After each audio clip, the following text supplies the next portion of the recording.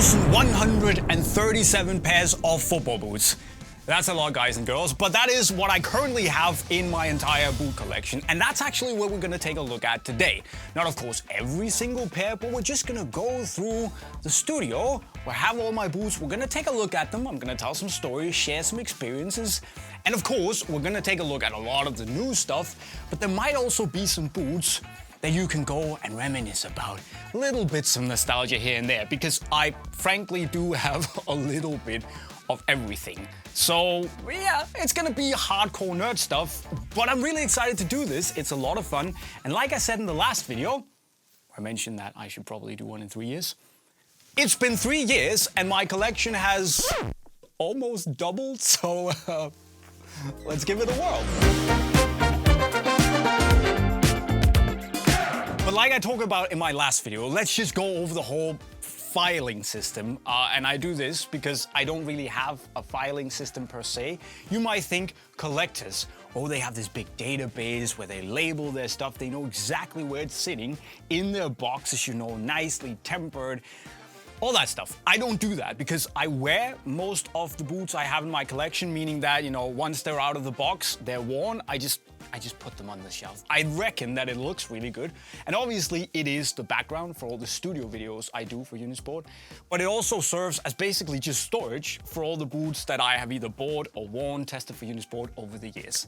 So the filing system is a bit complex, let's put it that way, because I think I'm the only one, like I said in the last video, that knows how it works. So, you know, there's just different brands everywhere. And if you come around with me here, it just shows that basically I try to shuffle boots around, and I shuffle them around all the time to basically make sure that they fit the shelf. So not only do I want to fit the particular shelf space out so it looks good on the video, but also I want to make sure that I don't cram the boots in too hard so they get smashed and all that stuff. So it's a little bit of like, oh, I don't have too many of them. With the new Preds, for instance, okay, they don't need that much space, but all of a sudden in like a couple of months time, maybe I will.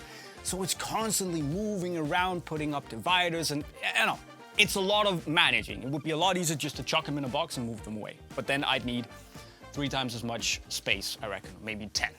So it's just a lot of like finding out where should the boots be, where does it look good, how can I manage to, you know, put them up in big towers and make it all work. So it might not be the most organized thing in the world, but as long as I can find the boots, I reckon that it works. But let's start from one end to the other, shouldn't we? And we can start by, well, this is a half empty shell. We just put it up because I really needed more space, so it doesn't look quite as cool yet. But here I have a lot of the Future boots, actually most of the early generations, obviously the first Future, which was just, it still is to this day a very good boot. Introduced net fit, of course. I do have the teaser boot here somewhere, you know, where we tested out the whole, you can do your lacing system the way you want them. They were reflective, very cool. Blackout, obviously no one could know what they was. What they were. Obviously there was also the launch colorway here where you really highlighted the net fit system. Very, very cool, super soft. And I would probably still, I should wear this boot more. It's a great boot. The 2.1s were also, they were all right. They got a bit more padded and it feels like they got a bit wider. I know Jolter at the time absolutely loved them, but for me at least the 17.1 was a bit better than the 2.1s. We of course also have, messing up the system here. We have the lows of the 2.1s. We never got a low of the 17.1, which is a bit of a shame. I really, really wanted that. But the 2.1s are all right. And back then it was probably the best alternative for people who were really missing the Hypervenom Phantom ones, because they had that same honeycomb-like texture to it. It was a way different upper, but at least it kind of felt that way. Then of course we moved on. The 19.1s were, they were special. They still make me think of like lava lamps and stuff. They moved on to this very different way of coating the knit, so it was a bit rougher to the touch, and that was interesting on the ball, but they definitely were stiffer than the first couple of Futures. But you know, interesting in the way that they worked with still having net fit now integrated into the knitted upper, and yeah. Probably not my personal favorite Future ever, but it is what it is. And same thing can be said about the 4.1, which also had that really gritty texture to it, and the same concept basically, so just a little facelift in the way they constructed the upper. And things then changed on the 5.1s, which are some of the, I don't want to say the most comfortable football boots ever, they're probably not, but they're up there in terms of like slipper-likeness, where they are super, super soft. So they freed up a lot of the knit again, only coated it with a thin silicone layer, and then again integrated these little loops into the knitted upper for the net fit system. And then you just had the loveliest foam liner on the inside. It was wide, as I don't know what, but it was a really, really wide football boot, but just super, super comfortable. Not my taste because of the width, but hey, and it looked radical. Let's put it that way. So lots of good stuff with the Future here, and obviously many memories attached to that. Let me just make sure it doesn't look all too bad. And of course, speaking of memories, underneath I have all of my older Umbro boots. Now obviously, I don't think it's unfair to say that Umbro have kind of fallen off a bit in the last couple of years, at least. For me, they're not as good as they were back in that peak era where they were owned by Nike, 2008, 9, 10, 11. Speciale Elites, I absolutely loved them back in the day. Obviously, they have that big A-frame that was like an Umbro staple thing, and might be that it still is, I'm not too sure. I should check up on it. But you know, one of those heritage boots, the modern classics that just had a really soft, lovely leather upper, very nice stability, and you know, it's heavy by today's standards, but it's one of those that just, they look classy. One of my favorites at the time, and still, you know, it's a bit of a tank today, but back in, I think, was it 2009, 10, 11 maybe? I should check up on that as well. But that era, the Umbro Stealth Pro, which was, it was a bit of a funny one because it was nothing, you know, out of the ordinary, but just fit me really, really, really well. Had a nice, had a very nice fit to it, and just, you know, bit of a fun hybrid. But again, it feels like a tank today. And that was back when they had the whole, are you a fox or a chicken? When we got a chicken costume and I dressed up like a chicken and did a chicken dance in the studio, and it was all really stupid. Of course, we also have the Umbro Geometras, which are, that was also in the Nike era, where they feel a little bit like a leather CTR 360 Maestri, almost like a Nike ground type of like rough material on the instep here, full leather upper, very good fit actually, decent outsole where they started with the whole circular stop placement down here, all rusty. Someone in the boot print department thought that my left was, to be fair, it's not the best out there. So on the right I have Old Trusty, and on the left I have All Rusty. Fun and games. Of course, there's also the Umbro Velocity, which came out back in 2015 and was a really good back then alternative to the F50 Adizero, which had turned into the Adidas X. And at the time, it wasn't that light, sleek boot that many people associated with the Adizero at the time. So the Umbro coming out with the Velocity, or Velocita, however you say it, was very refreshing. Just a super, super thin mesh upper with a silicone coating on top, a very, very light outsole, and just, you know, super nimble and very easygoing. If it had had a better stud placement and stud shape, it probably would have been a little bit better, and the lockdown wasn't top, but a fun alternative to the Adizeros at the time. Now, of course, we can also bring out the Umbro UX, which initially I really liked when I tried them because of the shape, but the upper was just rock hard, and this has to be one of, if not the ugliest colorway I've ever seen in my life. So yeah, there's that. Ups and downs for Umbro, but some of these have definitely been ups. Now then, at the bottom of the shelf I have, if you come down with me here, I'm just gonna sit down. I have a lot of like single samples here, you know, stuff that we've just collected over the years that are not even my size, you know, Uni ID test on an F50 Adizero, a sample Vapor 2 here, Some old, I don't know if they're worn, but they are signed by whom I have no idea. No, not even gonna guess. Puma V106s are super interesting textile upper, carbon plate in the tooling, and just, you know, really light, really nimble.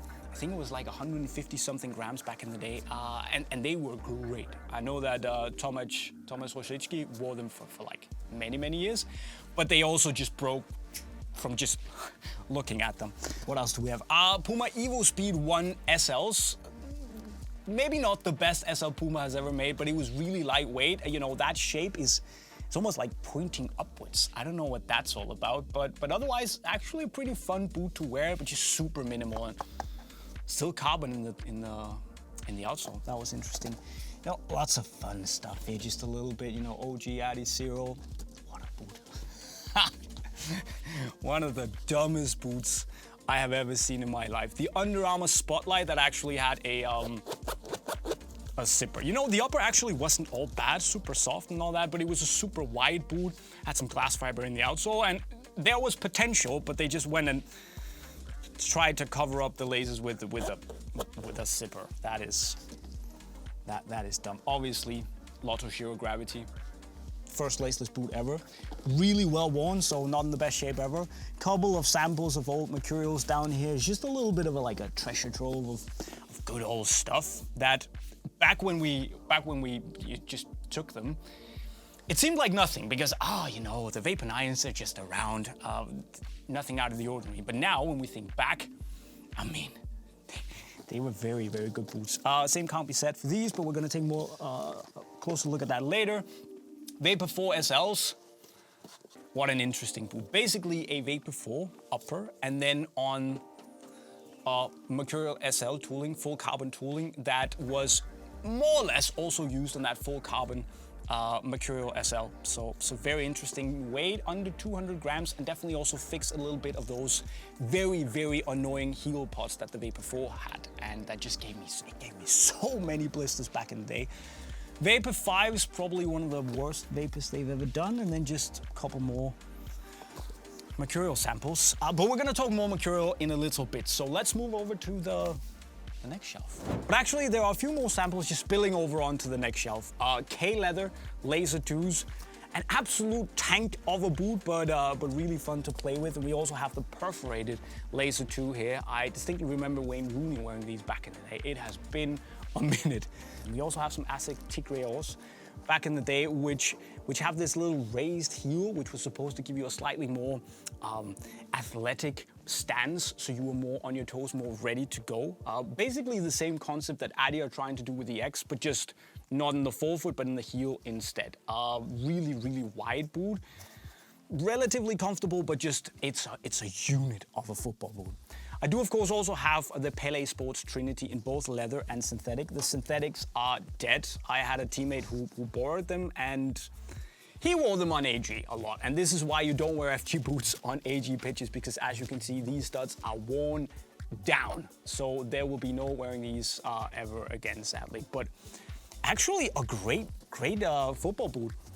Super soft leather upper here, and I reckon its undoing was the tooling, which had only 3 studs in the heel, and since they were really long, I mean, the traction was good, especially in the forefoot, but given the fact that you had a really long pair of studs in the heel, only 3 of them, it felt a little bit like as if the balance was bad, and I was just afraid to roll my ankle.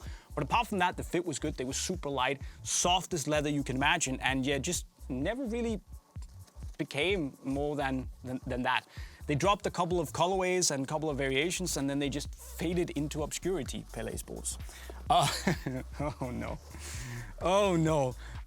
The Yoma Fit 100 Lite.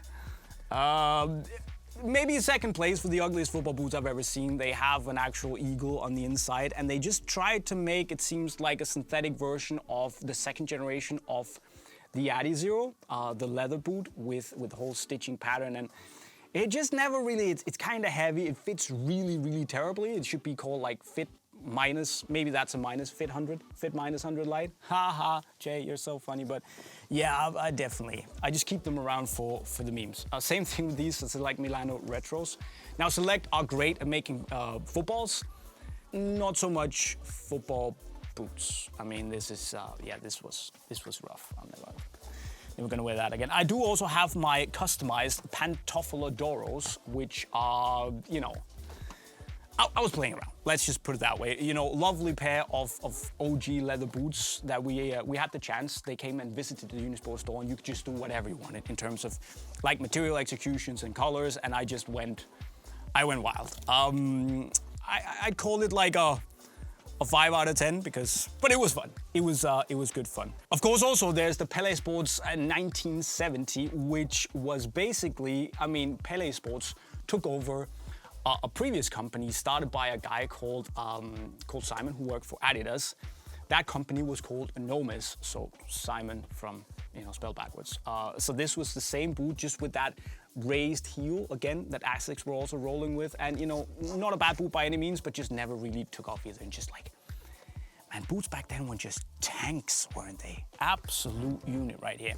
Anyways, that was a little bit of a mixed bag. When we move up, we have my shelf of Adidas Aces. And that was basically the boot that in 2015, Adidas made their whole reshuffle.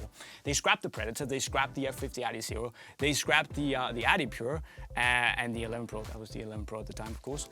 So they scrapped those, and they also scrapped the Nitrocharge, and then they introduced the Ace and the X. So basically, they introduced, where is it? I have my blackout test pair here, which is, of course, always cool. There we go. So the first colorway of the Ace 15 here, interesting with, I think it was around 35, 37 studs or something like that, micro studs here. That made it feel more like a turf boot than an actual football boot, but the upper was decent, and I think it's not the worst boot by any means to ever come out, but I think, you know, lifting the heritage of Predator that they just killed off, it was probably a little too big of a task for the Ace. But then again, it kind of tempered expectations for what was to come. And that also meant that when the A16 Plus Pure Control came out, fully knitted laceless upper, it blew everyone's minds. And performance-wise, probably not the best. I mean, when you ran around with this opening, just say, oh, and playing on AG, you would just get tons of little rubber bits in there. But, you know, lockdown, not great, but for the whole fit and striking experience, it was very, very fun. Obviously, that was updated at the very end of 2016 with this. It was basically the A17 Plus, but it had the 16 Plus upper, and then introduced the whole boost in the outsole that we saw on the 17 Plus, which then looked like more like this. This was the actual A17 Plus. As you can see, I should clean my boots, but I have so many, it's kind of difficult to do. I definitely like the 17 Plus more than the 16 Plus, just because it had a better fit, but still it's a massive boot by today's standards. Definitely a fun one. Do I have any of the low cut ones? I should have that. Oh yeah. So basically here we have the 17.1, the low. Had laces, had a leather full foot, and it was actually very, very, you know, lovely. And I think I preferred that over the laceless high cut options, but just never really, you know, it was one of those boots that felt a little bit like a Predator, and because we had no Predator around and hadn't had for a few years back then, I told myself that, you know, it has Predator vibes just without the elements, but yeah. Solid, but not really anything to take note of. Obviously, I forgot the Ace 15 Plus Prime Knit, which was basically the standard Ace 15, but just with a Prime Knit upper instead of that synthetic upper. And it was wildly comfortable, but just a little bit sloppy to play with as well. And there's of course also the Prime Knit 2.0, which came on the outsole from the last generation of the F50 Adizero. Also had this Prime Knit upper that Adidas had reworked after the Prime Knit Samba from 2013 that was rough to play with. This wasn't. Absolutely phenomenally comfortable. Wonky heel tab here, but felt really good. Very good for wide feet, and just not the prettiest boot I'll ever wear, but something I could definitely go back to Jay because I'm Jay. I could definitely go back and enjoy it today. Of course, we also had the A16.1s, which were definitely better than the A16 Pluses for me because they actually had, you know, the laces and all. But yeah, it's just never really, you know, good boot, but there were better to come. Now then, moving up a bit, I have 3 pairs of the New Balance 442 V2 Pros, which are some of the currently best value for money boots you can find, and probably the best alternative to the Tiempo Legends with leather. Super lightweight, actually, I think tied for the 4th lightest boot on the market, and just, you know, really lovely for not that much money. They could be more. And then next to the 442s, just to really drive home that it is very Tiempo-like, I have some of the Tiempo Legend 6s and 7s. Now 6 was a really good boot. I can still whip it out and wear it today. On the heavier side, but actually it still holds up.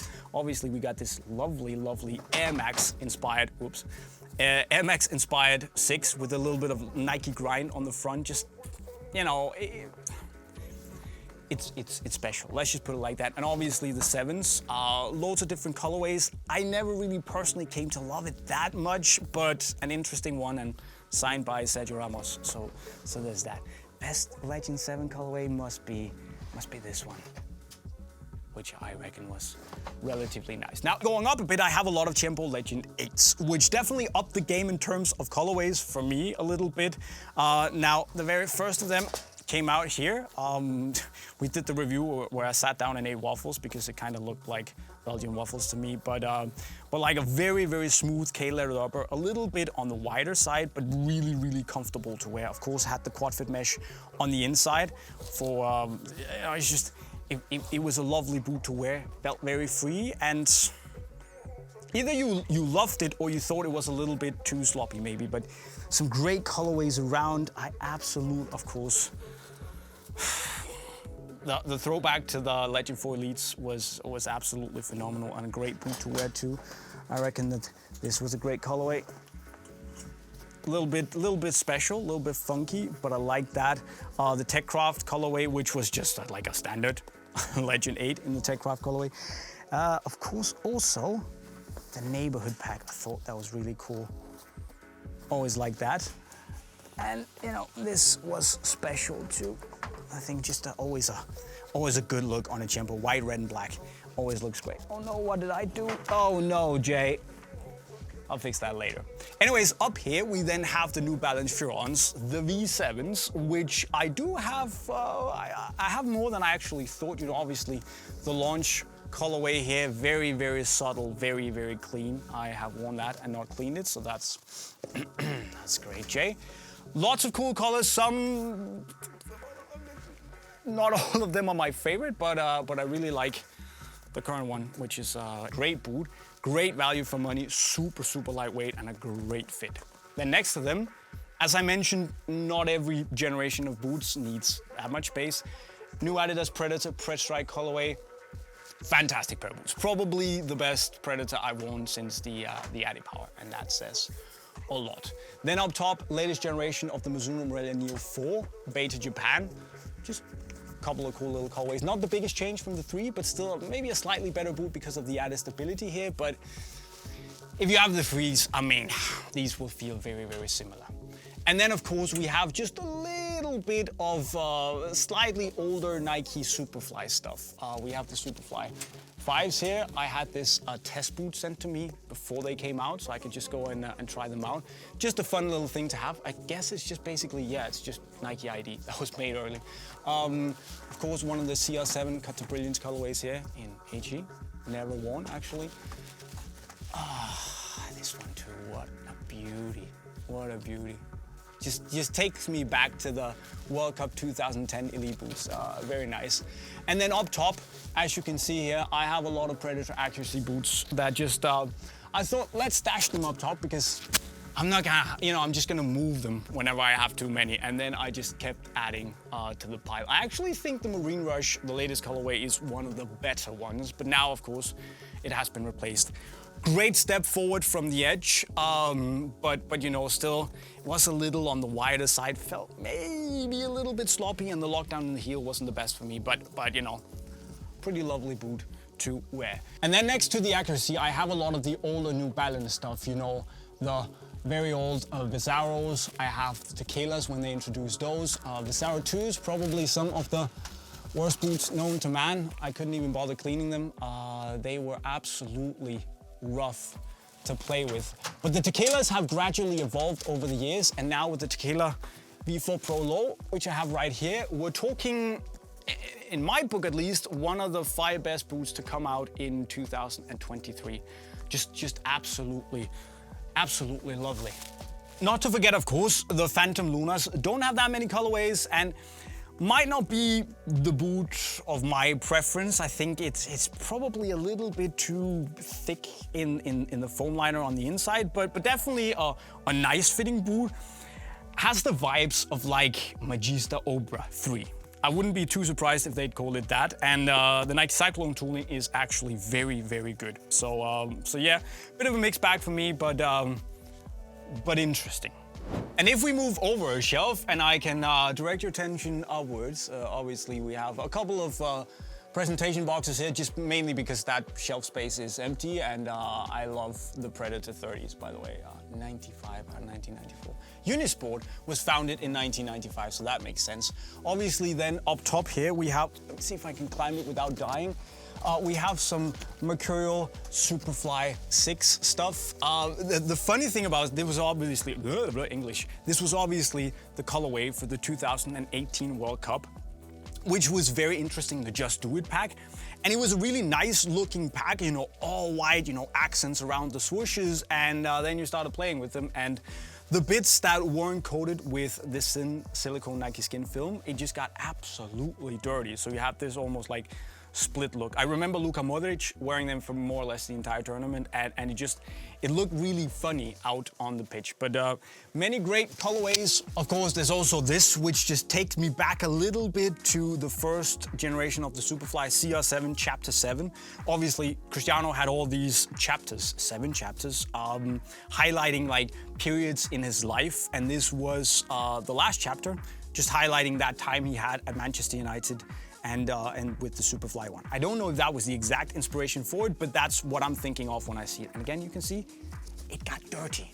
So it's a little bit of a shame. Of course, we also had this, which was, I still feel that this was kind of the first inspiration for the Mercurial Dream Speed. Mbappe also wore these alongside Cristiano Ronaldo. Just fun with a little like reflective safari print pattern here. Again, super dirty. That was not ideal, and just loads of good colorways of the Superfly 6s. And then of course these, the Nike GS 360, which was a one-off with a fantastic tooling, the Synergia tooling, I think it was called, that we never really saw again. There's a variation of it on the Air Zoom Ultra, but it's just a funny one. I think it was a flat knit upper, so not as premium as the fly knit on the regular Superflies, and a really unique cut here. And just like a bit of a, you know, really fun release that just came out of the blue and just evaporated into thin air again afterwards. 2018 pairs made. They were made in 2018, of course. Mbappe wore these for quite a while, and actually, given the quality of the materials, they feel a lot better than what you would expect. I should whip these out. Again, very nice. Then we move down here and I have a little bit of everything, you know. It's just Superflies. More 6s, very cool. The launch colorway, obviously, of the Superfly 6, which I haven't cleaned since I wore them. So that's great, Jay. I should really. More Superfly 5s. Never really got along with these brighter colorways. And when you look back at the Superfly 5, the height of the collar was just massive, right? Absolutely massive. At the time, really interesting with the anatomical outsole here, where it felt like you actually fell down into the outsole a little bit. It was like basically sitting into a race car seat that's just sculpted after your body. But the upper, albeit it had more Brio cables than the previous Superfly 4, but it also, as a result, felt a little bit more stiff. But I'm 100% sure that there will be people out there with fond memories of these, so I'm not gonna trash talk them too much. But not my personal favorite Mercurial ever. This colorway though, absolutely fantastic though. Oh, Fire and Ice. Woof, that was also a cool launch. So basically, whoops. Basically where they dropped both a red and an ice blue pair. I took the laces out for whatever reason. Fire and ice. That was a cool concept. Of course, we also have the Air Max colorway here, which was probably the best of the bunch for me. Really cool Air Max inspired look. I think it was the Air Max 90. Oh, Grails. Superfly 4, Gala Night, CR7. All these little sparkles, that blue tint on the tooling. I mean, what a boot. What a boot. Wow, wow, wow. Yeah, of course, the OG. I mean, as you can see, I've worn it quite a lot, but back when the Superfly 4 came out, it blew everyone's minds in 2014. Obviously, we'd seen the first Magista Opera, and we knew what they could do, Nike, with a full fly-knit upper and the dynamic fit collar, but this just took that and turned it into like a hardcore speed machine. Brio cable, super soft fly-knit upper, and then of course the carbon fiber tooling here that's still very, very nice to play with. Again, if you could get like a Ronaldo-styled dynamic fit collar that was a little bit lower, would definitely want to wear it today as well. But then we move from older speed boots to, oh wait a second, I actually have these, the Superfly 5s that I tested and reviewed at the San Siro, and actually I had to replace one of the studs afterwards because I lost a stud at the San Siro 2 weeks before the Champions League final. So I was a little worried watching that match if some player got tackled and fell to the ground and then just came up with like a stud sticking out of their leg. That would not have been ideal.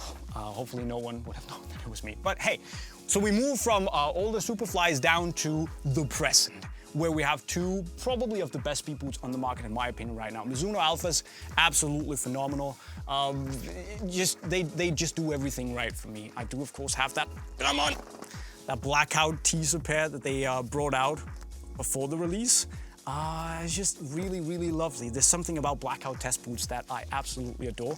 And sitting next to them, of course, is the Adidas X Crazy Fast, which has been out for half a year and has already had so many colorways, but you know, the Crazy Fast Plus is absolutely phenomenal. It is on the wild side, it's super hardcore, very extreme and wired for speed. Super light, lightest boot on the market at the moment, but just really lovely if you like it minimal. Of course, have the first colorway, that crazy light inspired pattern and colorway. I have Las Estrellas, made to celebrate Messi and Argentina's World Cup win. Super limited, by the way. Of course, also have the Infinito. Well, yeah, so cool. And of course, Strung, which is an interesting concept that you know, from a material innovation point of view, very cool. Execution could maybe have been better in terms of the rigidity and lockdown in the heel and stuff. But X Crazy Fast Plus, Mizuno Alpha, top. Underneath, we have a little bit of like a wild card when it comes to speed boots. The Lotto Solistas, mainly. I have a lot of those, just very, very good for the money. And you know, it's a little bit comparable to a Superfly 4, but just with a little less lockdown, I would say, and not as aggressive as an outsole. But if you miss that Superfly 4 feel, then the Solista 100s, you should check them out for like 150 euros. Definitely fun to take a look at. The older Solistas, which were just like almost too. I love myself a low pointy toe box, but these were almost too much, but very, very interesting. And then of course we have some Puma Futures here. We have the first generation of the Future set that took the Future in a new direction with the Fusion Fit Band, one of my personal favorite colorways on the updated Future set. This blue and almost orangey red. I mean, that was the Forever Fast Path, really, really good that. And then of course, you know, a couple of the newer generations of the Future with this camo inspired pair, phenomenal looking. And then of course, all the Unisport special editions that we made with Puma ran out of ink, which is it's special, but I like it personally. And then of course, Flags of the World, which one of my colleagues devised and Puma translated into this beautiful boot. Lots of great ones here. Oh, the laser touches as well, if I can dig them out. Very cool. Ah, yeah, with that leather full foot as well. Super good, just never fit my foot with that slightly longer fit. That was a shame. Creativity also wild. But I reckon cool. And then it's remake time, because underneath I have all my Adidas Predator remakes where, you know, it started out as a very small shelf and then it just grew and grew and grew because Adidas have given us a lot. Some of them better than others. I mean, the recent release of the Precision, there's also, of course, I don't even have the LZ remake here because I didn't feel it was worthy to go along all the other ones. But we've had, obviously, a lot of accelerators, this one probably being the highlight. We've had Precisions, we have had Manias, the Japan Blues. Yeah, absolutely phenomenal. Oh my God, Jay. Please. There's a couple of Absolutes, and then there are also these, which were quite funny, where they released 3 shoes for David Beckham.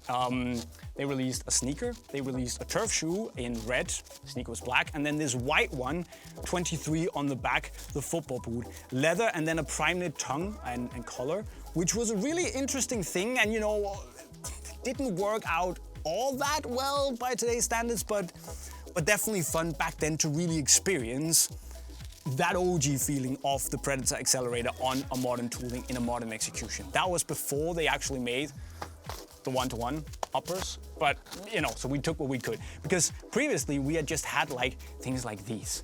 The Champagne Mania in like hybrid touch that was with not really the true Predator elements. It was a little bit weird. And we also got this very interesting, you know, it was basically a Predator 19.1 with fusion skin upper and then like little strips of Mania stripes on. It wasn't really all that, but the boot was great. It felt really good. You know, fusion skin Predator 19 is never a bad thing, but just felt a little bit, you know, halfway done.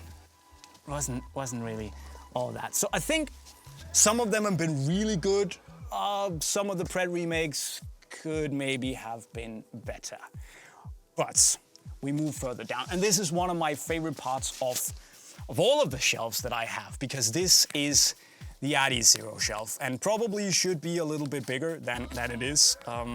That's my bad. Back in 2014, when the F50 Adizero dropped, that generation, I didn't appreciate it enough. And I didn't know back then that I should just have bought like tens of them.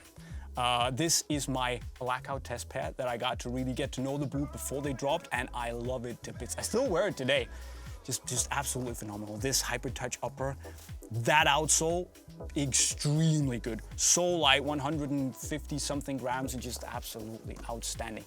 I do have an SG version of it as well, and of course my Pro issue leather pair, which you can see I've not cleaned well, Jay.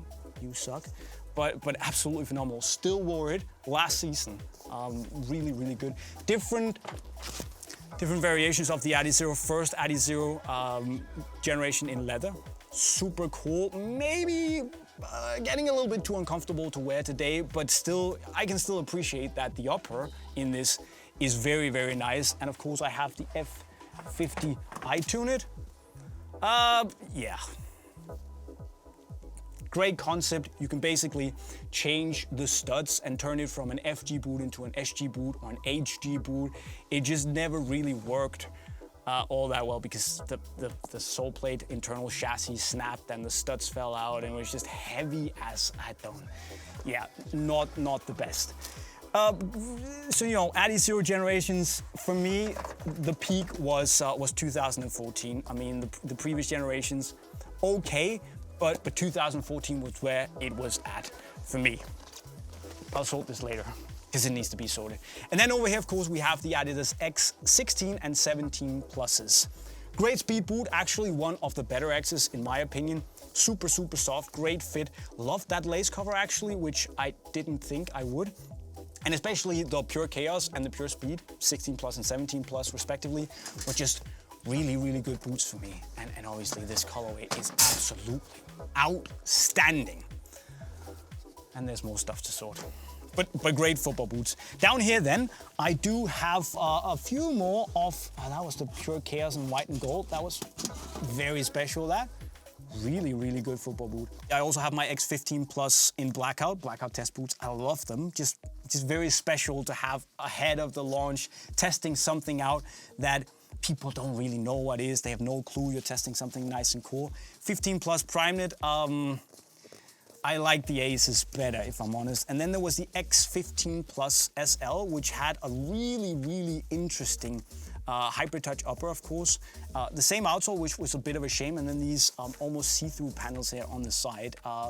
Actually a pair of much better football boots than what they get credit for. A few Adler boots here, an old Puma King top, just in case I need it, and just have it around for the vibes. And of course, same goes for the Copa Mundial. Let's move on. Because over here we have the Nike Premiers. Love the first generation. This color is sick, by the way. Super, super soft leather upper and just very, very comfortable for, I think, 100 euros back then. So really good. But if I'm honest, I think Nike have kind of ruined the Premier line. The threes are absolutely brutal compared to the first generation. So yeah. That's actually a bit of a shame. Now, up here, we have quite a lot of colorways of the Legend 10 Elites already, actually. Really good boot, but my only but for the Legend 10 is that, you know, while it is super, super soft, very pliable, you know, great fit, delivers as you would expect a modern football boot to, it just doesn't feel like a Legend. So if this had been a CTR 360 Maestri 4, it has that Kanga-like connection, I think people would have loved it to bits, but given the fact that it comes from the Tiempo Legend 9, which people loved, with kangaroo leather into FlyTouch Plus, that just isn't leather. It has a harder time, and you know, it's a shame, but it is what it is. Now, I should move over here, but I just want to move up because there's kind of a connection between the Legend 10s and what we have up here. Wow, that's hard to say. CTR 360 Maestris and the Magista Opuses, right? So the first Maestris would be here. Came out back in 2009 with obviously the Kanga-like upper, the different zones for control, the dampening parts out here. Headlined by obviously Cesc Fabregas, Andres Iniesta, and was just, you know, really cool concept back in the day. Probably weighed a little too much for today's standards, but hey, it was a very, very cool boot. And then just I have all the different variations of the CTRs. I have the 2s, which were also really good. Love that shoe, by the way.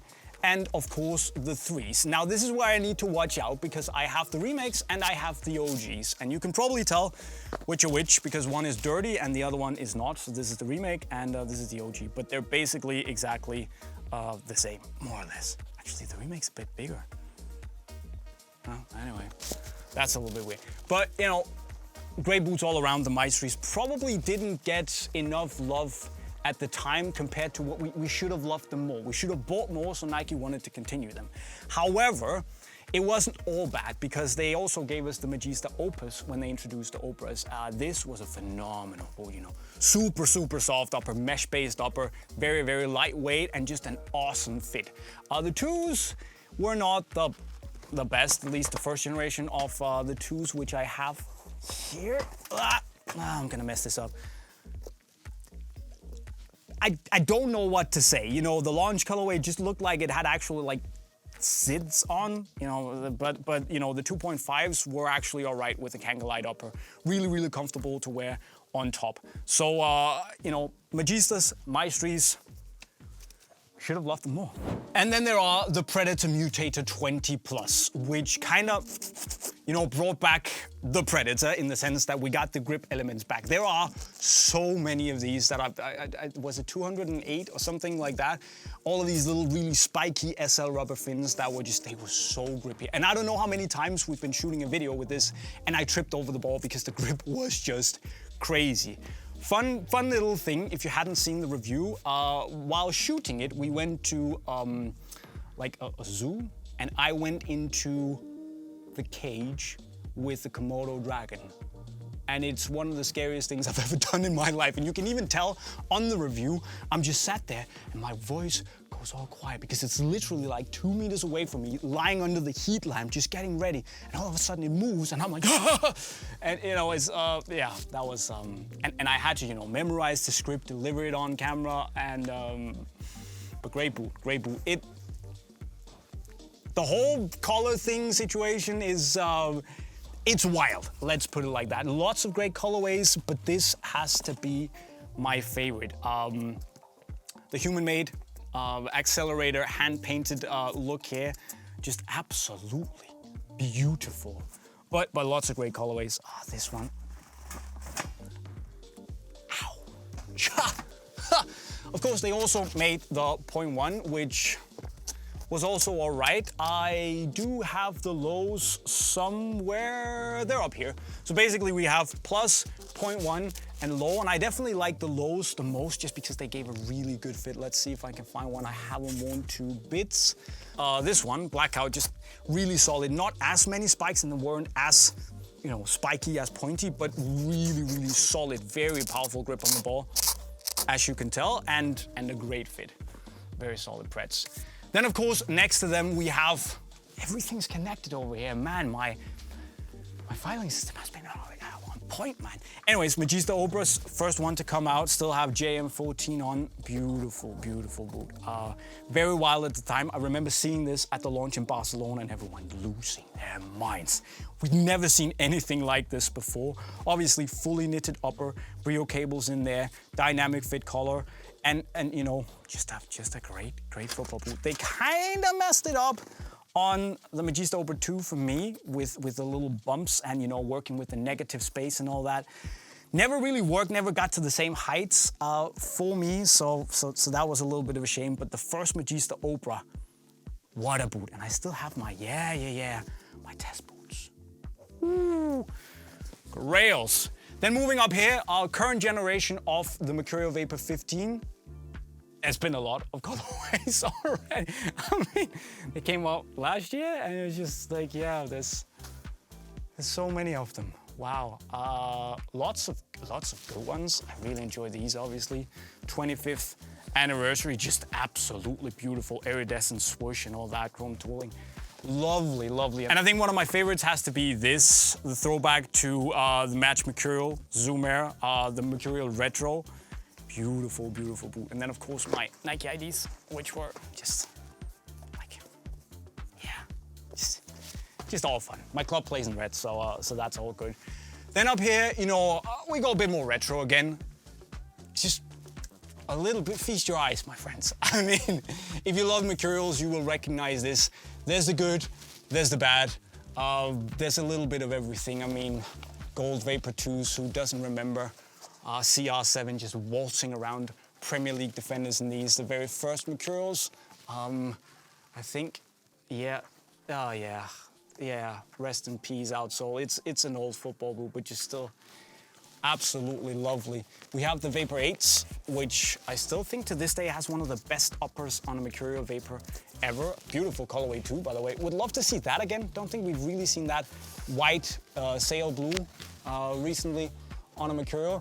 Then, of course, probably one of the best pairs I have in my collection, the Mercurial R9s, I think this was 99 because of the shorter tongue, but came out in 1998. First Mercurial around, inspired by a track spike, obviously.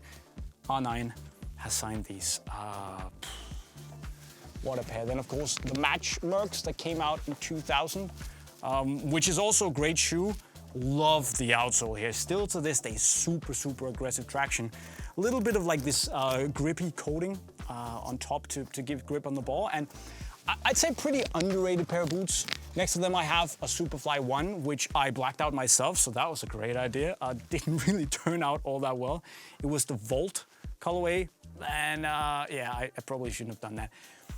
Great concept with all the flywire cables, but in reality, it was just really stiff. So never really worked all that well. Of course, also the Superfly 2s and the Superfly 3s. Cool concepts, a lot of cool technologies in there. The Nike center studs that could like move out as you put pressure when you were changing direction. Flywire cables in there, but it was just stiff as a board. And expensive, you know, ridiculously expensive at the time, of course. The Elite colorway was beautiful for the World Cup in 2010, but nah, it wasn't it. Even though they also had the CR7 Safari boots, of course, as part of that Superfly 2 launch, but just, you know, I wish it would have been on a better boot, because that back then was rough. It was rough, man. Up top, we have the old EvoPowers, which definitely an underrated football boot. It worked with, pretty much went against everything you'd believe in saying that you want your outsole to flex with you, but also have some sort of stability in the midfoot. But this could also flex that way, because Puma found out that when you bend your foot and really strike it with power, it needs to go that way to generate the most optimum levels of power. So you had the whole gradual stability frame here that allowed for that flex. And the upper was actually really, really soft and comfortable. I really enjoyed the I really enjoyed the EvoPower Vigors here, which is that upper, phenomenal. Haven't worn them in ages, as you can see, but that was a very underrated boot. And then up here we just have some special editions, you know, Air Zoom Ultra with that full-length zoomer back, and you know, the concept boot that came out before the current generation of Mercurials. We have the Phantom Ultras here, 2 colorways of those that basically took the same technology as the Flyknit Ultra with this way of working with what turned out to be grip knit, and just gave us this. They never released in my size, which I'm still mad about, because, you know, I really wanted to wear it. Obviously, I have the Flyknit Ultras, which is a bit of a grail. Also never really released in my size, which is a shame, because even the one I have that's like half a size too big is, what an experience, man. Vapor 11 tooling, woo, and in all black, man. I wish I have those like black and gold ones that Eden Hazard wore, but hey, cannot have it all. Really pair of dirty Vapor 9 AGs with that almost leather-like release paper on top of the Tatian wow, that's a difficult word, synthetic. And of course, the launch colorway of the Vapor 9 is just as well that golf ball-like texture, which is, yeah, great pair of boots. The last that Nike used back on the Mercurial in those days was a little bit too long for me, so never got the perfect fit, but Vapor 8s and Vapor 9s, top.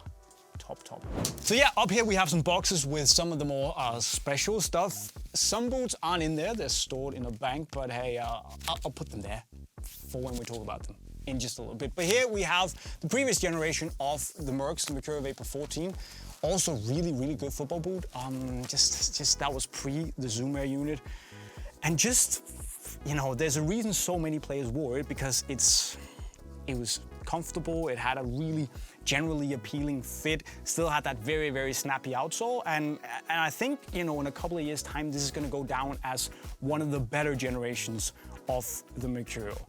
It took over from the 13, which makes things difficult, because that to me is probably the best, if not the second best, but also really, really solid. I'd say the colorways are hit and miss. This was obviously fantastic, and this one was like when they made the facelift, was also really cool. I actually think I almost snapped my ankle wearing this, because I wore it on AG and you shouldn't, but I'm sure the editor will put in a clip of that there. So don't do like I do and wear AG boots on AG. Anyways, here, current generation of Superfly 9s. Obviously, again, lots of stuff. You've seen most of the stuff with the Vapors, and I actually have so many that I had to confiscate another shelf over here. 25th anniversary, beautiful, of course. So lots of good stuff here.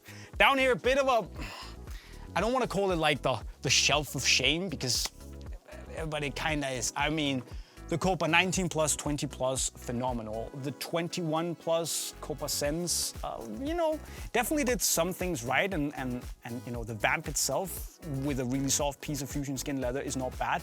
But there were just so many things about this boot that I felt didn't really ever work, and the touch pods on the inside, the pods on the heel was just, it never hit the heights or even managed to get close to hitting the heights of the 19 and 20 plus. We did get this though, the Pred Cop X, which was a fusion of the Predator and the X and the Copa, with the fusion skin from the Copa and basically the body of the Copa Puma One, which was a shame because it wasn't the best boot ever. But then you have the fins from the Freak basically, and the tooling from the Speedflow, which is a, you know, had it been a different base, had they not used the heel and the midfoot from the Copa, we could have reached some serious heights here. But you know, still very, very fun boot to play with. And I reckon that if they did more of this with the current lineup, I mean, just imagine. just like a Copa Pure with the strike skin SL rubber from the current generation Predator on the Predator last, with the crazy fast, the world wouldn't be ready for it. Then next to that, we have a lot of Puma Ultra. Ultra everywhere, right? We have the first generation of the Ultra hiding in here somewhere. Oh, it's down here. Matrix Evo upper, super light, and just, you know, great for wide feet too. So comfortable for a speed boot. Awesome lockdown, really snappy tooling. Fantastic. And of course, with the Ultra also came some of the bigger moments for me personally. We got to launch the custom colorway, the Drip. 95 pairs. Love them to bits. Great boots. They look really cool. We also launched 25 pairs of the Unisport 25th anniversary boots, which were different. So there's that, and just many cool little bits and pieces. Of course, there's also Barbershop, which was on the second generation of the Ultra. Also one of my personal favorites. Absolutely phenomenal. And no, they're not lightsabers. You might think that they're inspired by the neon signs in barbershops. And I think if we look closer, we can also find some of the Remakes boots here, which are some of the lightest football boots ever made. I think just around 90 grams. Would never wear them into a match, but they are fun to have. And of course, we all know the Remakes cars. That was one of the cars that I think Richard Hammond crashed. And yeah, so inspired by speed and sometimes also too much speed. But yeah, wouldn't wear them to a match. Lots of cool stuff. And down here we then have the Predator Freak, which continued that whole, seriously, what is going on with the heel tap thing? But I mean, so what is going on here? But it also still had these super sticky SL rubber fins that just gave so much grip on the ball. And yes, I have also tripped on the ball in these. Lots of cool colorways. The equipment green here, which is very nice. Also, by the way, inspired by the same sneakers that I'm wearing today. So cool story, bro. But also some absolutely, I don't, you know, the Stella McCartney's cool. First 100% vegan boot, whatever that means. Used vegan glue. Yeah, that was cool. And then these atrocities. X-Men, Wolverine, don't get me started on those. Next to them though, and again, just like the F50 Adizero from 2014, I should have stocked up more on these. The XP 4.1s and a few pluses here, but seriously, man, what a boot. You know, alongside the Crazy Fast Plus, the best speed boot Adidas has made since 2015 when they dropped the 2014 Adizero, and just like so much goodness in here. It's wild. My favorite pair has to be the first one they dropped actually for Messi. It's a sample pair, so that's why it looks a little bit wonky, but you know, reference to back when he wore the F30s instead of the F50s. Absolutely beautiful, this whole copper color. Reference back to the F50.7s, obviously, and just, you know, lovely pair of football boots. Fantastic tooling, super soft upper, and I love these to bits, man. More stuff to clean up afterwards. If we move down, we then have my older Preds. So just a little bit of everything, and some of my older Preds I've stored in boxes upstairs. I'll show you in a bit. I do have the first LZs, which was an interesting departure after the Adipower. I loved the Adipower, so it was a bit of a shame for me, but it introduced all these 5 lethal zones for optimal control on the ball, which was definitely interesting. Again, blackout test pair, cool. You should send me more of those, Adi. Come with the blackout test pairs. OG Predator accelerators, obviously from when I had smaller feet than I had today, which is impressive because they're still really small, but yeah, one of the OG boots, right? Came out in 1998. Then there was also a version released in 1999, which is the one I have here without the red bits on the back, but just absolutely phenomenal. Feet you wear outsole and all that, just nah. What a boot. I would never wear it today because it's chunky and it's heavy, but it's great to have in the collection. Predator Instincts, when they, you know, the last Predator before the reshuffle, and it was kind of just like a Predator LZ3, but they call it the Instinct. It had a little bit more body to it and was a nice-ish return to the Predator ways of also having some solidity, but I never really got around to liking it because of the width. They also made a Predator Instinct Crazy Light, which was a hybrid touch upper, that was thinner. It was on the speed frame from the Adizero, so that's a good thing. And just really cool, but looked. I don't even know what it looks like. But yeah. So there's that. But before all of the madness happened with the Mutator and the Freak, Adidas also actually brought back the Predator with the 18 Plus, and then it was later succeeded by the 19 Plus, and the only change was that there was a rubber tap on the heel for whatever reason. So let's call it 19 by all means. It had this super soft, ribbed prime knit upper, obviously went laceless and had a really interesting S-curve here at the heel that locked it in nicely.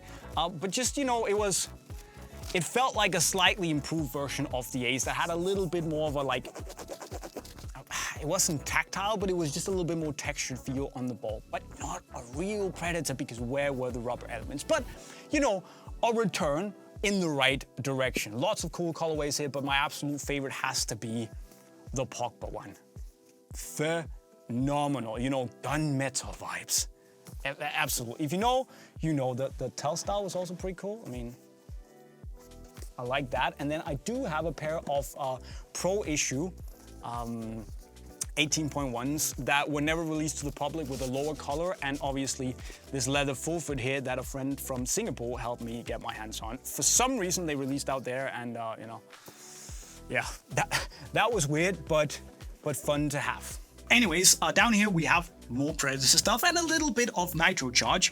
Power swerves that I actually I bought from another Danish collector, and he cut off the tongue, which was interesting, but definitely one of the, I would say, top 5 Predators I've ever worn. Loved the Power Swerve, the way they fit.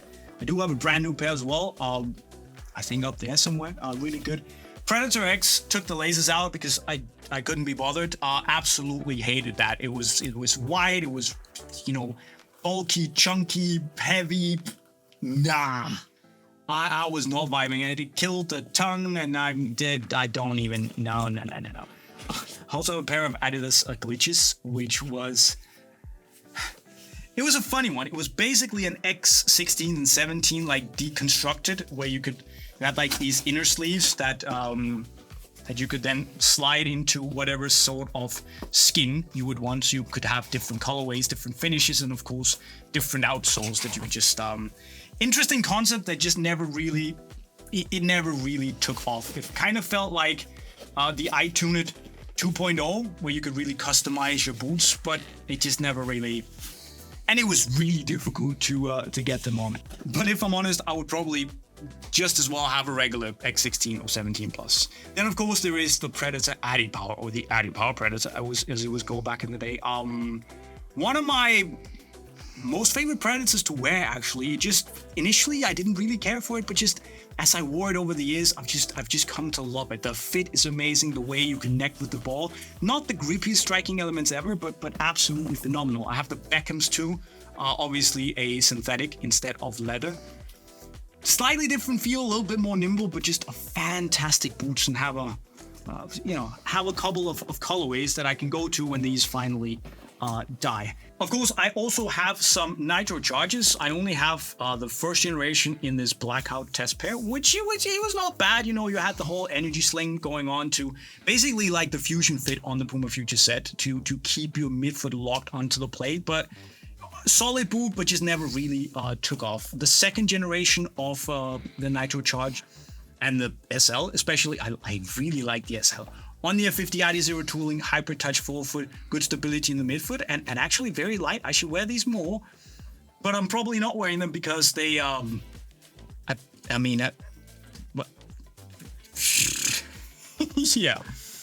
that's a funky look, but great boot. But you thought we were done? We're not done. We're halfway. Oh man, there is a lot to talk about. But anyways, if you come closer again here, we're gonna go down on the floor where I have a little bit of like the classic, modern classic Adidas stuff. We have the OG Adipures here, which is a fun boot, great. Looked super classic back in the day, fun one to have. First Glorals, also interesting, super soft, fold over tongue. Lightweight, not too much to be mad about, actually. I do have a couple of, Copas. That's a newer Glora. 11 Pro 3. Solid boot. 11 Pro 3. Adipure 4, which is also solid, but the real gem for me was the Adipure 4 SL, one of the very best football boots I've ever worn in my life. It was so soft, super lightweight, and the fit in them was absolutely phenomenal. And I'm really gonna cry if and when they finally break one day. The first 11 Pro, let's move on. 11 Pro super light here. Man, wow, what a boot, right? Hyper touch upper, great fit, and it's one of those boots. I think it's absolutely horrendously ugly. Again on the Adizero tooling, but just so light, such a good fit, really comfortable in the heel, and just yeah, it plays really well, but looks absolutely ridiculously ugly. Another pair of 11 Pro test boots. You know what to do, Adi. Then, of course, the 11 Pro 2s, which we're going to talk about more in a second, but the OG launch colorway here, just wild, really. And, yeah, okay, Copa 17.1, 18.1, and just Copa 18.1, but hey, not much to talk about there. But, of course, I also have the second generation of the Gloro, which was not as good as the first one, I thought. And then, of course, the Toni Kroos remakes that you will all have seen launching recently. That, yeah, cool. Toni Kroos specifications, you know, his outsole from the Adipure 3 and 4, and, you know, a German flag on the heel and only made in his size. But Kroos' boots are kangaroo leather. This is not. This is Taurus leather, just like it was on the original release. And so it sounds really cool on paper, but in reality, it is not as cool. Let me clean this up and then we move on. To here, where we have the Puma One, where the grail of the collection is the Puma One, which is funny. The JayMike, the Copenhagen City Pack, the first signature boot I ever got to do. So really holds a special place in my heart, but also just a very well-rounded boot. A well-rounded boot, super soft leather forefoot here, very nice knitted midfoot. Really good, effortless boot to play with, and I just love this to bits. The first one was not the one. 17.1. It was a bit of a mess and feels like it was made in a hurry. But Puma made amends, and the couple of generations of the one. Well, they were okay. I mean, then there was, of course, the second generation of the Puma One, which got a lot better, super soft forefoot here. Funny story, it says JayMike. That's not because I'm stupid, but we got on the list where Puma, you know, customized our boots just like they did for players. And someone misspelled my name on this and a couple of other boots, and we never got more after that. So JayMike, that's a bit of a fun one. Then over here, we actually continue with great boots. We have the Mizuno Rebulas. And the first Rebula was all right. You know, it introduces new concept of having this 3D frame underneath that really felt pretty good. High quality leather, of course, that you would expect from Mizuno. The second generation was definitely not. Let's just move on from that. But the third generation of the Rebula really refined that whole CT frame on the inside. It was basically a foam frame and the softest leather you can imagine, and a perfectly shaped heel. And then arguably one of the best toolings, most generalized toolings at least, that I've ever tried in my life. Really good, the Rebulas. We stay with Mizuno. There's a lot of good stuff right here, actually. Mizuno Mercurial Neos, also the first couple of generations. The first generation, then mostly second generations, of course. And we have the Mizuno Mercurial Neo 2 Beta, which is kind of like an SL version of an already super light boot that just shaves the kangaroo leather piece in the forefoot even thinner. You have that very super thin mesh midfoot, and actually you get, it feels a little bit stiff and as if it wouldn't work, but it does. And the fit is so good, and they are so light. Definitely a pair of underrated boots and some cool colorways here. Then, of course, we also move over to the Mercurial Neo 3 Beta Japans, which just took this idea from the betas and just ran with it. And just, you know, for me, this has been one of the best boots on the market in a long time. Lots of great colorways here. Passion Red, obviously one of the highlights. My club plays in red, so it's beautiful. Just one of those boots you never go wrong with. The softest K-leather forefoot you can imagine. Lovely knitted midfoot here. Great fit in the heel. Super light. Solid tooling. And just, you know,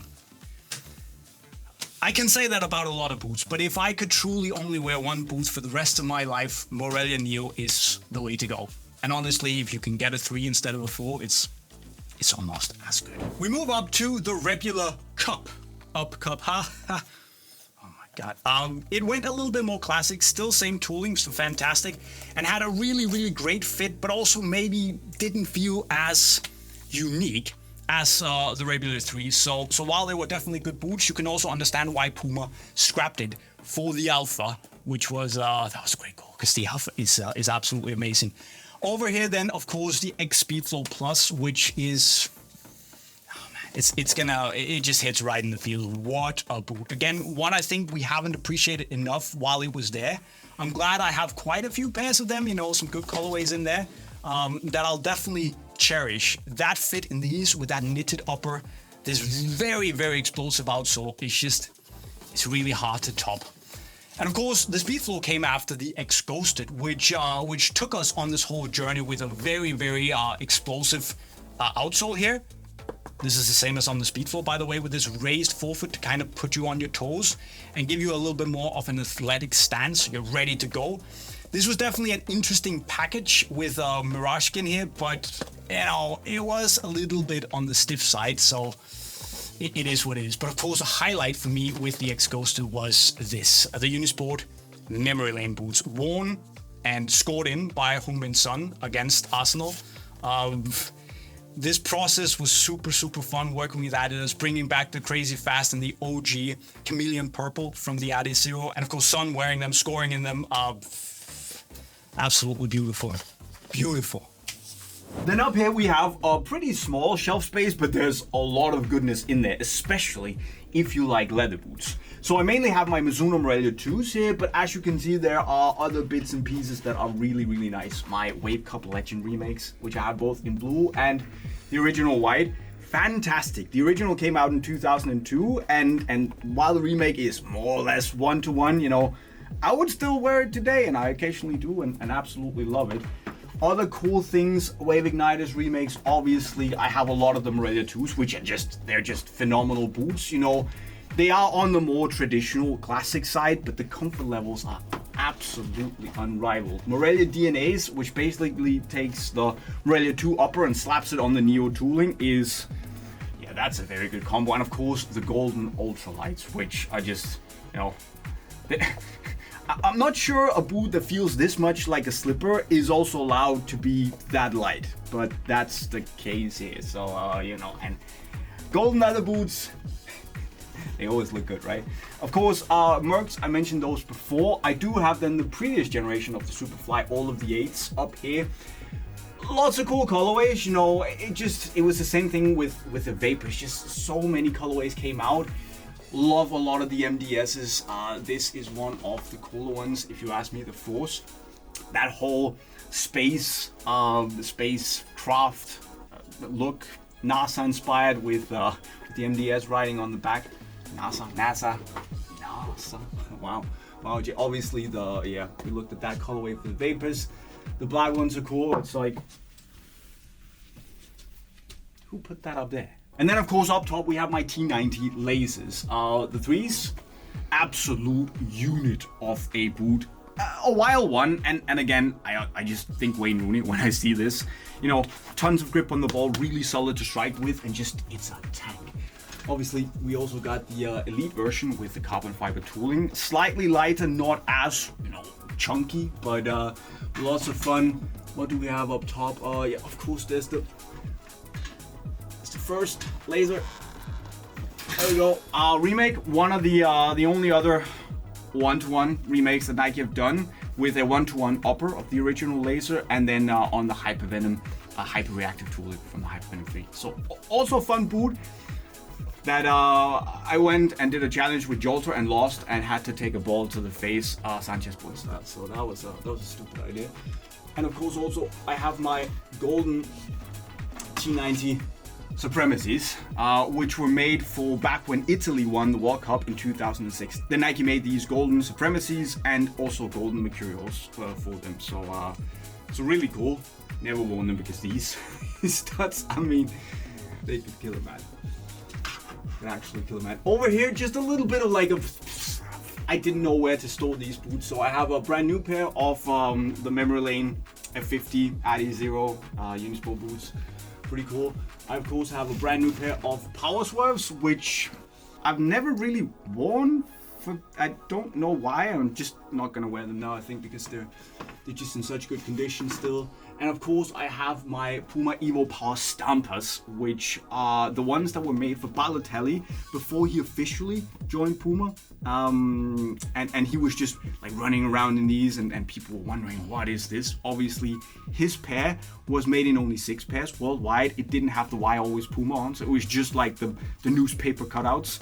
And then they released 250 pairs of these once it was confirmed that he joined Puma, and as a teaser for the first EvoPower. So really, really special, and something that would be fun to see again in some sort of way.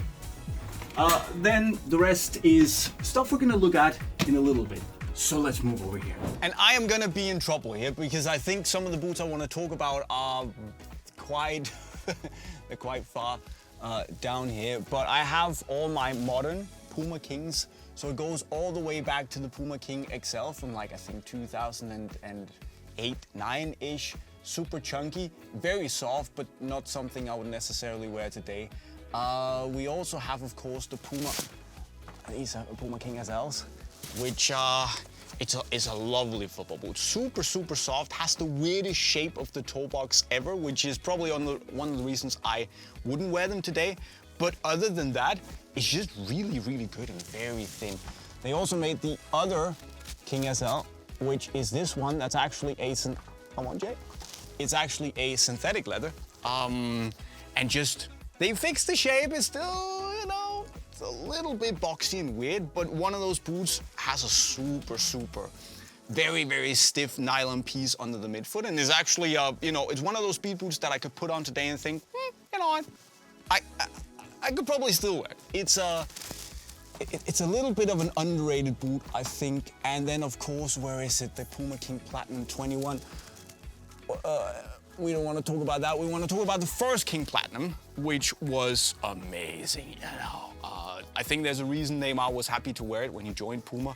This upper is just stupidly soft, and they went and messed everything up with the Puma King Platinum 21. So let's not talk too much about it. But yeah, not the best. Current King is also a solid boot with their K-Better material. There's still room for improvement, I think, but I think with the Ruder gone, they really showed us what they can do with K-Better up until this point. If we move down, then I have a lot of my Puma Velocity stuff and some of the early Evo Speed models. So I don't have the first Velocity with me. I only have that V106 that we saw down on the floor. But then, of course, I have my V110s here. Come on. Which is, I still think of this as like the McDonald's boots. Spider-Man, Ronald McDonald, I don't really know what to say. It was not a fantastic football boot. The shape was a bit weird. It was rock hard and just like, I guess, good for toe pokes. But yeah, not my kind of jam. The V111s weren't much better, but the V111, where is it? SL was really, really fun. Super lightweight, I think 140, 150 grams. It was crazy back then. Little bits of carbon in the midfoot, super thin, very lightweight upper, and no stability whatsoever. But a great boot to play with. Of course, the Velocity line was replaced by the Evo Speed line, which was, you know, solid tooling. Maybe not my kind of thing, but the leather boots were actually pretty good. And although the lockdown, I wouldn't wear them today, but you know, they're still enjoyable to wear actually. Couple of Evo Speed models that, you know, Puma tried many things and really wanted to challenge the Nike Mercurials at the time, which were really good. But I think they only really made waves when they made the Evo Speed SLs that were super, super light. And the leather boot in particular, obviously they had the super light tooling with only 3 studs in the back, which we know from Pele Sports. Not great for balance. But hey, super thin, no durability whatsoever, and there was even a sticker on them that said, yeah, these might break if you wear them for more than 10 matches. So down here, hiding in behind the other shelf is my assortment of Copa 19 and 20 plus boots. An absolute gem of a football boot. So it basically went in and introduced us to Fusion Skin, which is this leather forefoot that's then sewn together, stitched together with the knit piece, and then it has like a silicone film overlay to make it seem like one piece, and this is just buttery soft. And we get that whole very, very streamlined laceless sensation, but with a super soft leather upper and just, you know, decent outsole.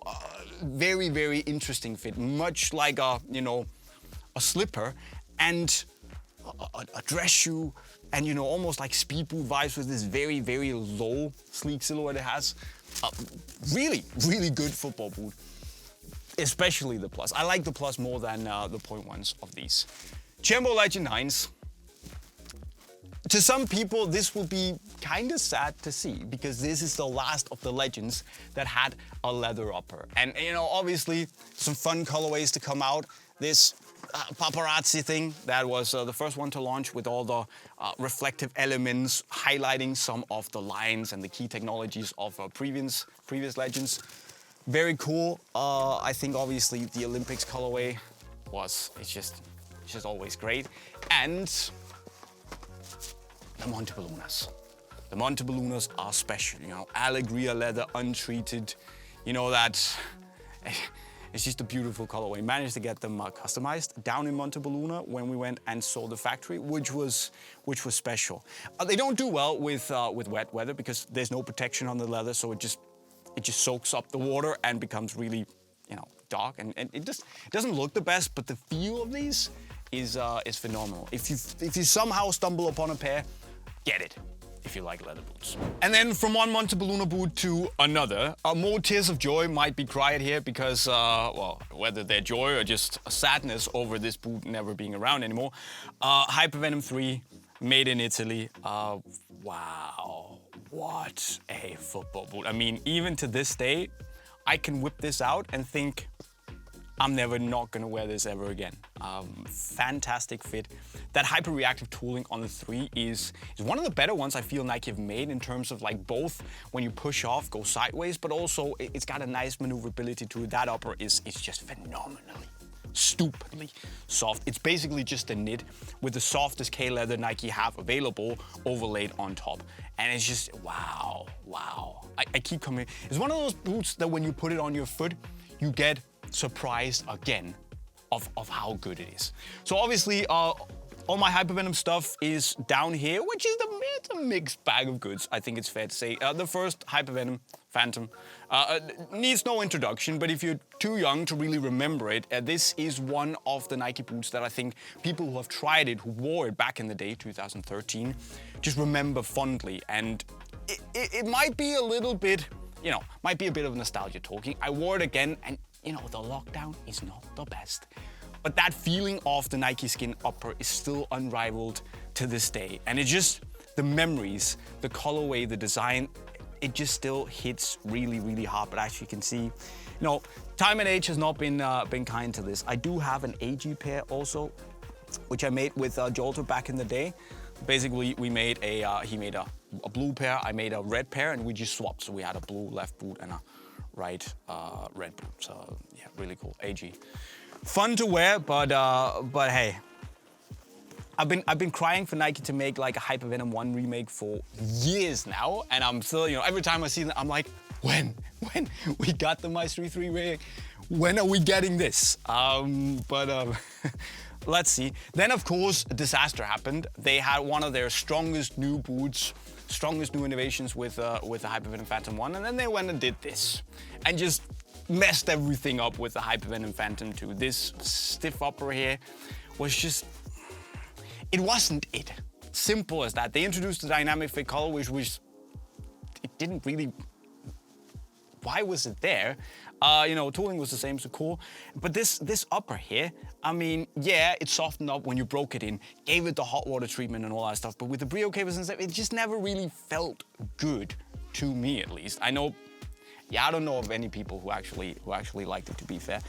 They made amends, thankfully. I think Nike quickly realized that, wow, things are bad here. So they actually went back to the original Nike skin upper from the Hypervenom Phantom 1, or at least the Hypervenom Phantom 1.5, because after the first couple of colorways of the Hypervenom Phantom, they made a slightly reinforced variation of that upper to prevent the lack of lockdown and the movement of the foot inside of the boot. So they went with that slightly thicker Nike skin upper on the Hypervenom finish and the Phantom too. Introduced, of course, the Brio cables to that, and it's probably out of the first and second 2.5 generation. I think performance-wise, this is better, but you just can't beat the feel of the OG Hypervenom. So that was a lot of talking about that. I do apologize. I do, of course, also have quite a few colorways of the normal Hypervenom Phantom 3 with the DF color, and also I think without, yeah, they're down here. Might be one that's easy to get. Nope. Just gonna have to pull that out, Jay. Cool, cool, cool, cool, cool. So obviously they made two different designs with the Hypervenom 3, just graphics updates. Here, of course, it's really hard to compare the original Hypervenom 3 to the GX, but it is what it is. This is treasure. But Nike really made amends after the disaster of the first generation of the two. Super soft line upper here. It had these rate-dependent foam pods that kind of hardened up, so the harder you struck the ball, the more they hardened up and became this really solid base to strike the ball with. It's almost like an adaptive strike zone, which was really interesting. The boots felt good. I never really loved the dynamic fit color on these, but you know, tooling was phenomenal. And I think the more years will pass, people will remember this more and more fondly, because it was one of those boots that just did so many things right. The lows here, I honestly could put this on today, wear it for a season and not hate my life. They're still great. And then from a continuity point of view, this order is all wrong, because we went from the Hypervenom Phantom 3 to the Nike Phantoms that basically took over from the Magista and the Hypervenom lines and just merged everything into one boot, the Nike Phantom Vision, which, you know, it was more like the ultimate control boot for the offensive midfielders, those creative players. It had a lot of micro texturing on, you know, quad fit mesh on the inside to give that slightly more secure fit. And then this, you know, it had ghost lacing, which is basically just like a knitted lace cover that makes it really hard to tie your boots. Good idea, but you know, something just never felt, you know, that right for me with these. They are not bad, but I never fell in love with them. This flaccid, I don't know what this is. I don't know who thought, yeah, you know, let's use a cheaper knit material and just make this abomination on such a high level, such expensive football boot, but I guess we'll never know. Thankfully, Nike again made amends. I just need to mention this colorway, which was actually quite good looking. Just, of course, they made the Jordan drop as well, which was not a bad looking one either. That's when Jordan just entered football, and yeah, quite cool. The vapors are nice too. A little bit of chipping there, that's what it is. But then of course, Nike again, they're good at making amends. Either their twos are really good or they're terrible. But the Phantom Vision 2, I think, fixed a lot of the things that I personally didn't like about the one. The upper became even softer, the texturing became a little bit more clear as to the different zones that they made. The ghost lacing was still there, it was still stupidly hard to tie your boots, but they actually fixed the color, and for me, this is a pretty underrated football boot. It wasn't around for long, and that's a bit of a shame, because I think if Nike had led with these, maybe the whole Phantom Vision line had lived for longer.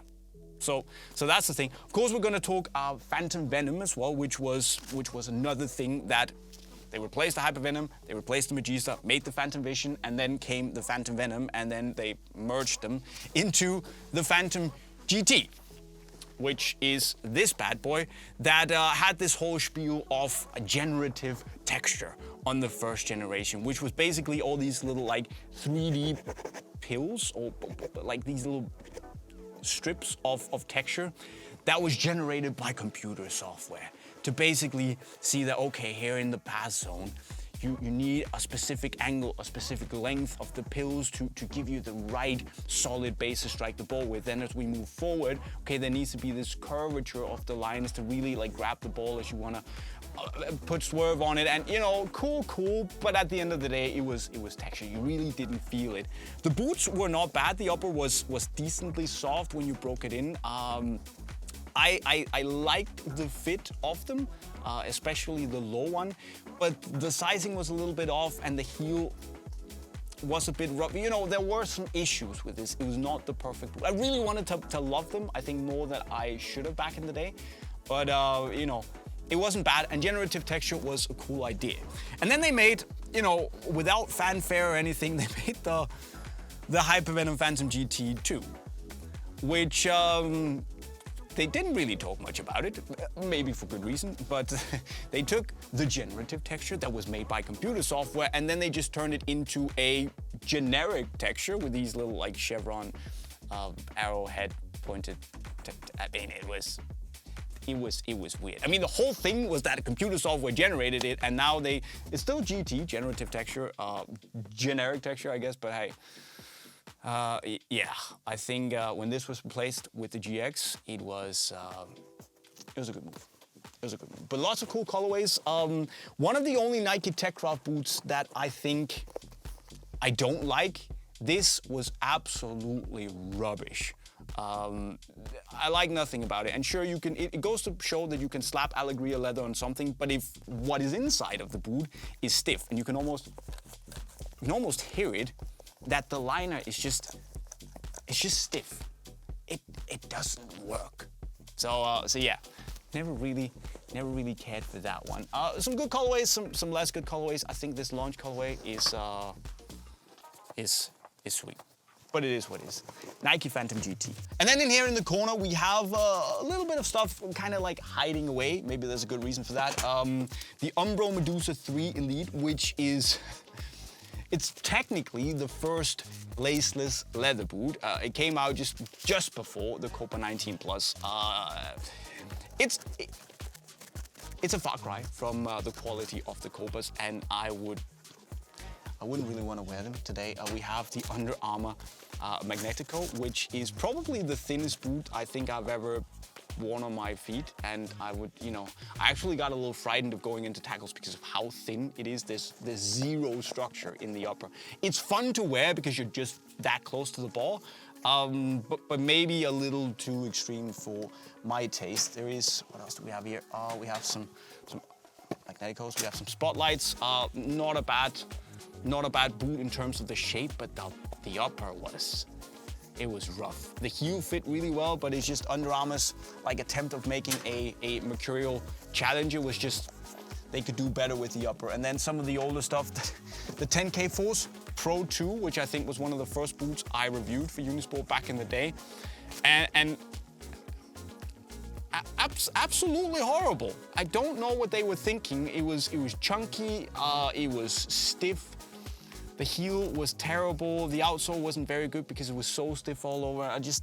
I never really cared for them. So Under Armour, their older stuff, you know, I appreciate you guys trying, but yeah, it's sitting in here, it's taking up some space, and I wouldn't call it like the corner of shame, but I don't really go there much to pick up boots for matches and stuff. So thankfully, what's not shameful is what's over here. So because here I have my indoor shoes. They're not football boots, so they're here. Nice, cool. Moving on, Skechers, still they have a slightly small shelf space. That's gonna have to change soon because there's gonna be more cool stuff coming out. And I know the people clowned Skechers when they first arrived. And when I heard that Skechers were entering the football market, I was also a little bit, are you serious? Do you wanna do this? I mean,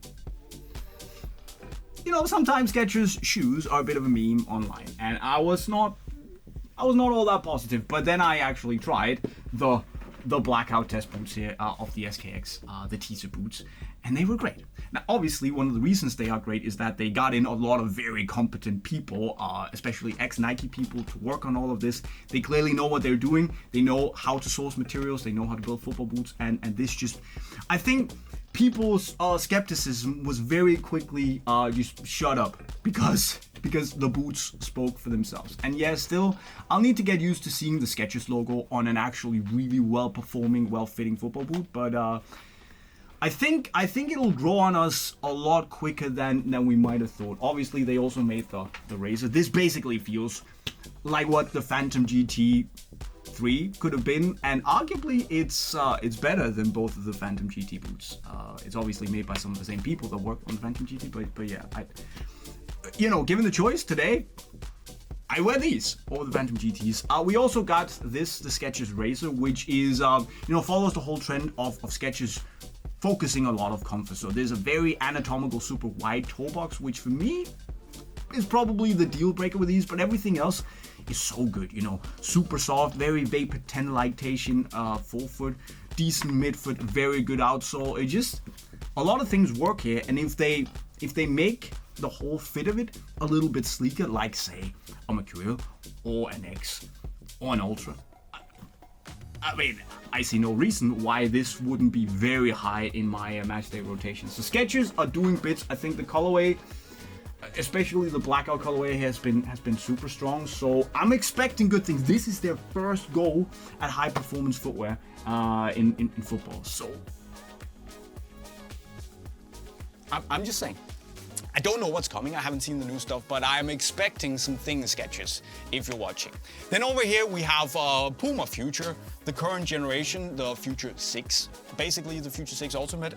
There's been a lot of good stuff, and as of right now, I don't know when you're watching this video, but when this is being shot, this is not quite done yet, but we have seen the last colorway of the Future 6 Ultimate ever, which is this one. Meaning that there is a new Future on the way. I've tried it and it's actually, it's really good. So you should look forward to that. But the Future 6 has been very, very solid, really well-performing football boots. It's sold so well. A lot of people seem to like it. Super soft forefoot, very no-nonsense knit midfoot here. A good solidity thanks to not necessarily the power tape, but the solid liner on the inside. Lovely tooling. The thing is, when we make these collaborations with Puma, it's not us that are the geniuses. So we go in, we make a brief. Sometimes we make like we have mood boards, obviously, that we send to the Puma team, and sometimes we've mocked up something on like a blank cat, as we call it, basically like a blank outline of the boot to show Puma what our thoughts are.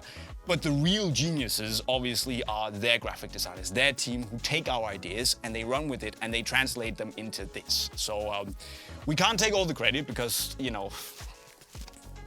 we couldn't make this happen. That's all them. Now, if we move up, we have some of there's a lot of Phantom boots over there, actually. Let's start with the Phantom Venom, which, let's take the launch colorway here, which basically came in a little later than the Phantom Vision. I think it came half a year later, and it kind of, merged what we knew from the Hypervenom with some of the thinking, at least, from the Total 90 boot. So we got some striking zones here. It was basically molded in the knit, so it wasn't really rubber, but it gave a little bit of solidity. Very textured forefoot, super, super sleek. Lovely shape to the boot, actually. Love the heel. Very interesting tooling that was a little bit more aggressive than the hyper reactive we saw on the Hypervenom 3, and a boot that worked really well in a lot of ways. And it didn't give us ghost lacing, but something to just cover it up while you can still tie it. And I think solid boot. So many cool colorways for this. Launch colorway was good. Neighborhood pack, that was a great looking pack, by the way. There was obviously the Future DNA, which took the design from the Air Zoom Total 92s and just slapped it on the Venom. And up close, it maybe doesn't look as cool, but from afar, my God, of course, there was the Earth pack, which I still love to this day. But if I can get it out, I mean, phenomenal. We actually went to Iceland and shot on on the small islands of the Westman Islands, south of Iceland. Getting there was an absolute. I mean, I've never seen waves as big in my entire life, and the trip on the ferry there was an interesting one. But we went there, shot with like a mountain in the back, Hasteinsvötler, I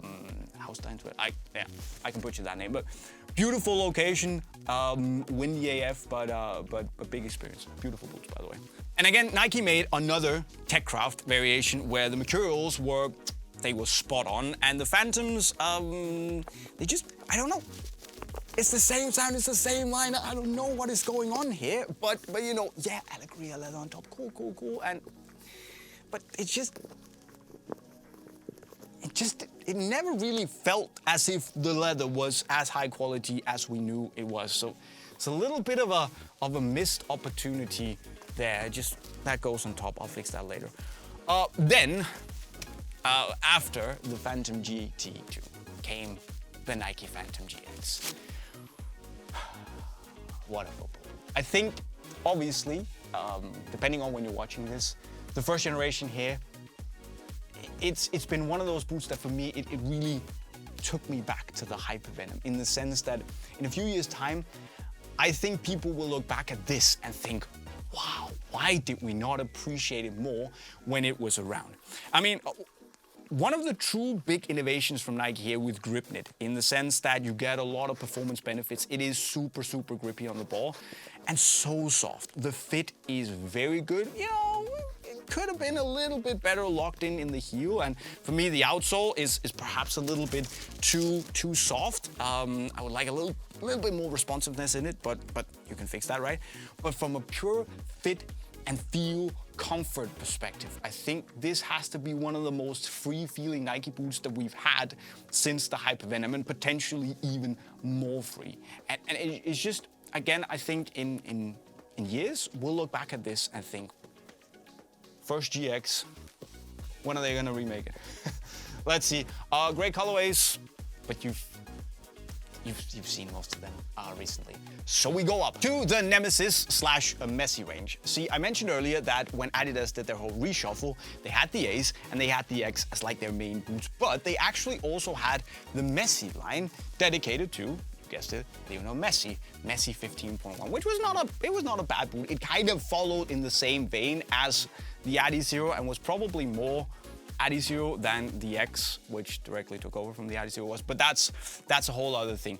Solid boots, but then they went in and they made the Nemesis. I always thought of it as like, yeah, Nemesis, we all know that word, but I always thought of it as like the new Messis. Nemesis, new Mess, anyways. Maybe that's just me. But really interesting boot here. It was made with the whole concept of having like these bandages that were wrapping your foot and turn into an upper. And it was not a bad concept. It was actually reasonably soft.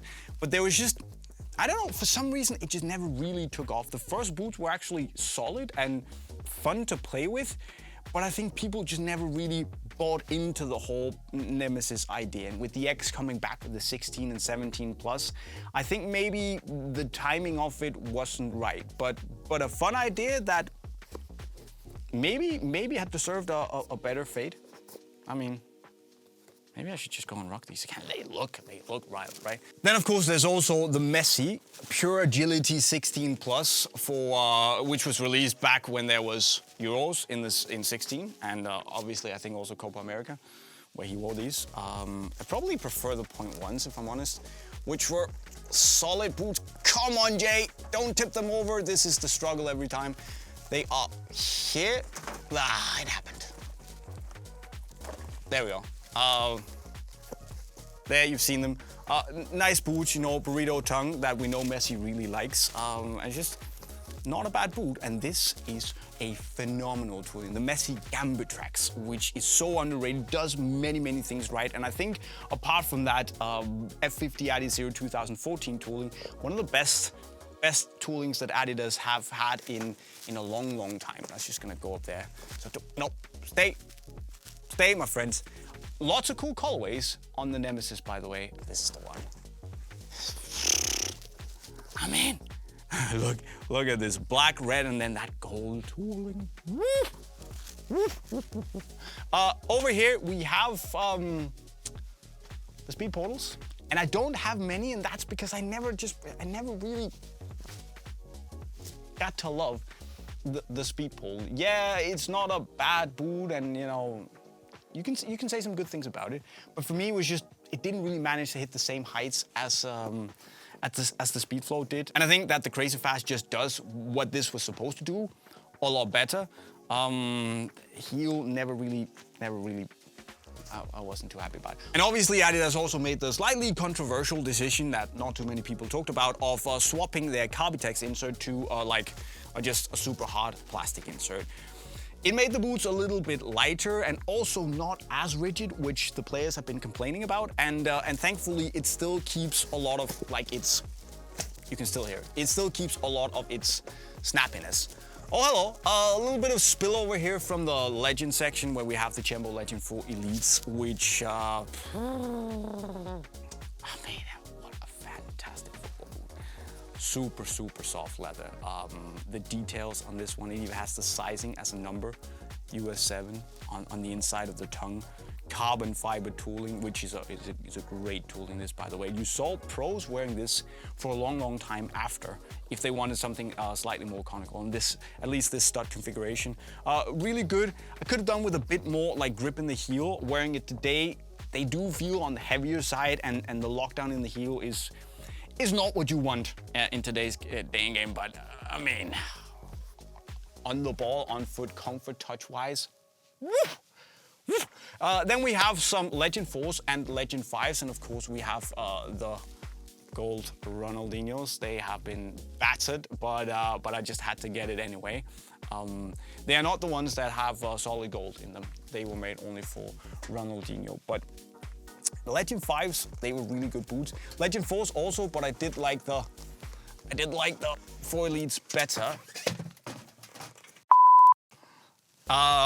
3s are also in there, but I think that the 3 was one of the more forgettable Legends, if I'm honest. But I do have these, the Totties. Legend 5 Totty with Allegria leather, a fold-over tongue, which was like a throwback to the older Legends, the first 2 generations, and phenomenal. And they made 3,000 pairs of these. I have number 50, which is not a bad number. And that shape of the Legend 5 with this soft of a leather forefoot, Nah, I'm gonna have to go out in these again. And then up here, Copa 19 and 20.1s. Again, a little cheeky blackout test boot.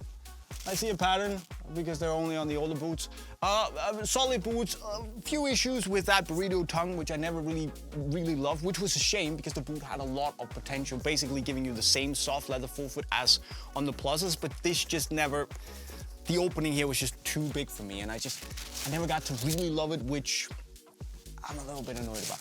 Also these, a remake of the Copa Mundial in the sense that they actually went in, and normally you would say that you have a textile on the inside as the liner and then the leather on the outside. So they just reversed it, and now they had like textile, so knit on the outside and actually leather on the inside, which was a little bit funky and probably cooler than it was functional. But hey, it's really fun to wear and super soft.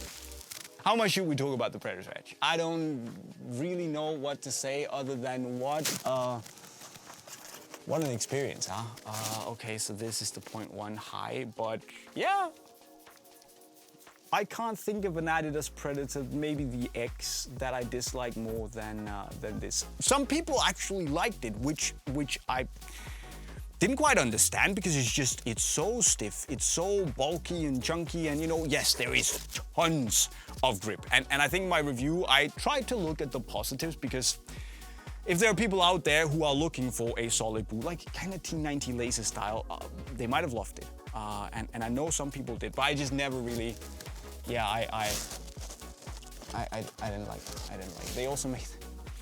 They also made the Predator LZ1 remake, which was by and large a pretty like faithful recreation of the older boot, but somehow they just messed up the opening and the heel part that was just so wide and chunky. It was a little bit longer. They used the tooling from the 0.2, and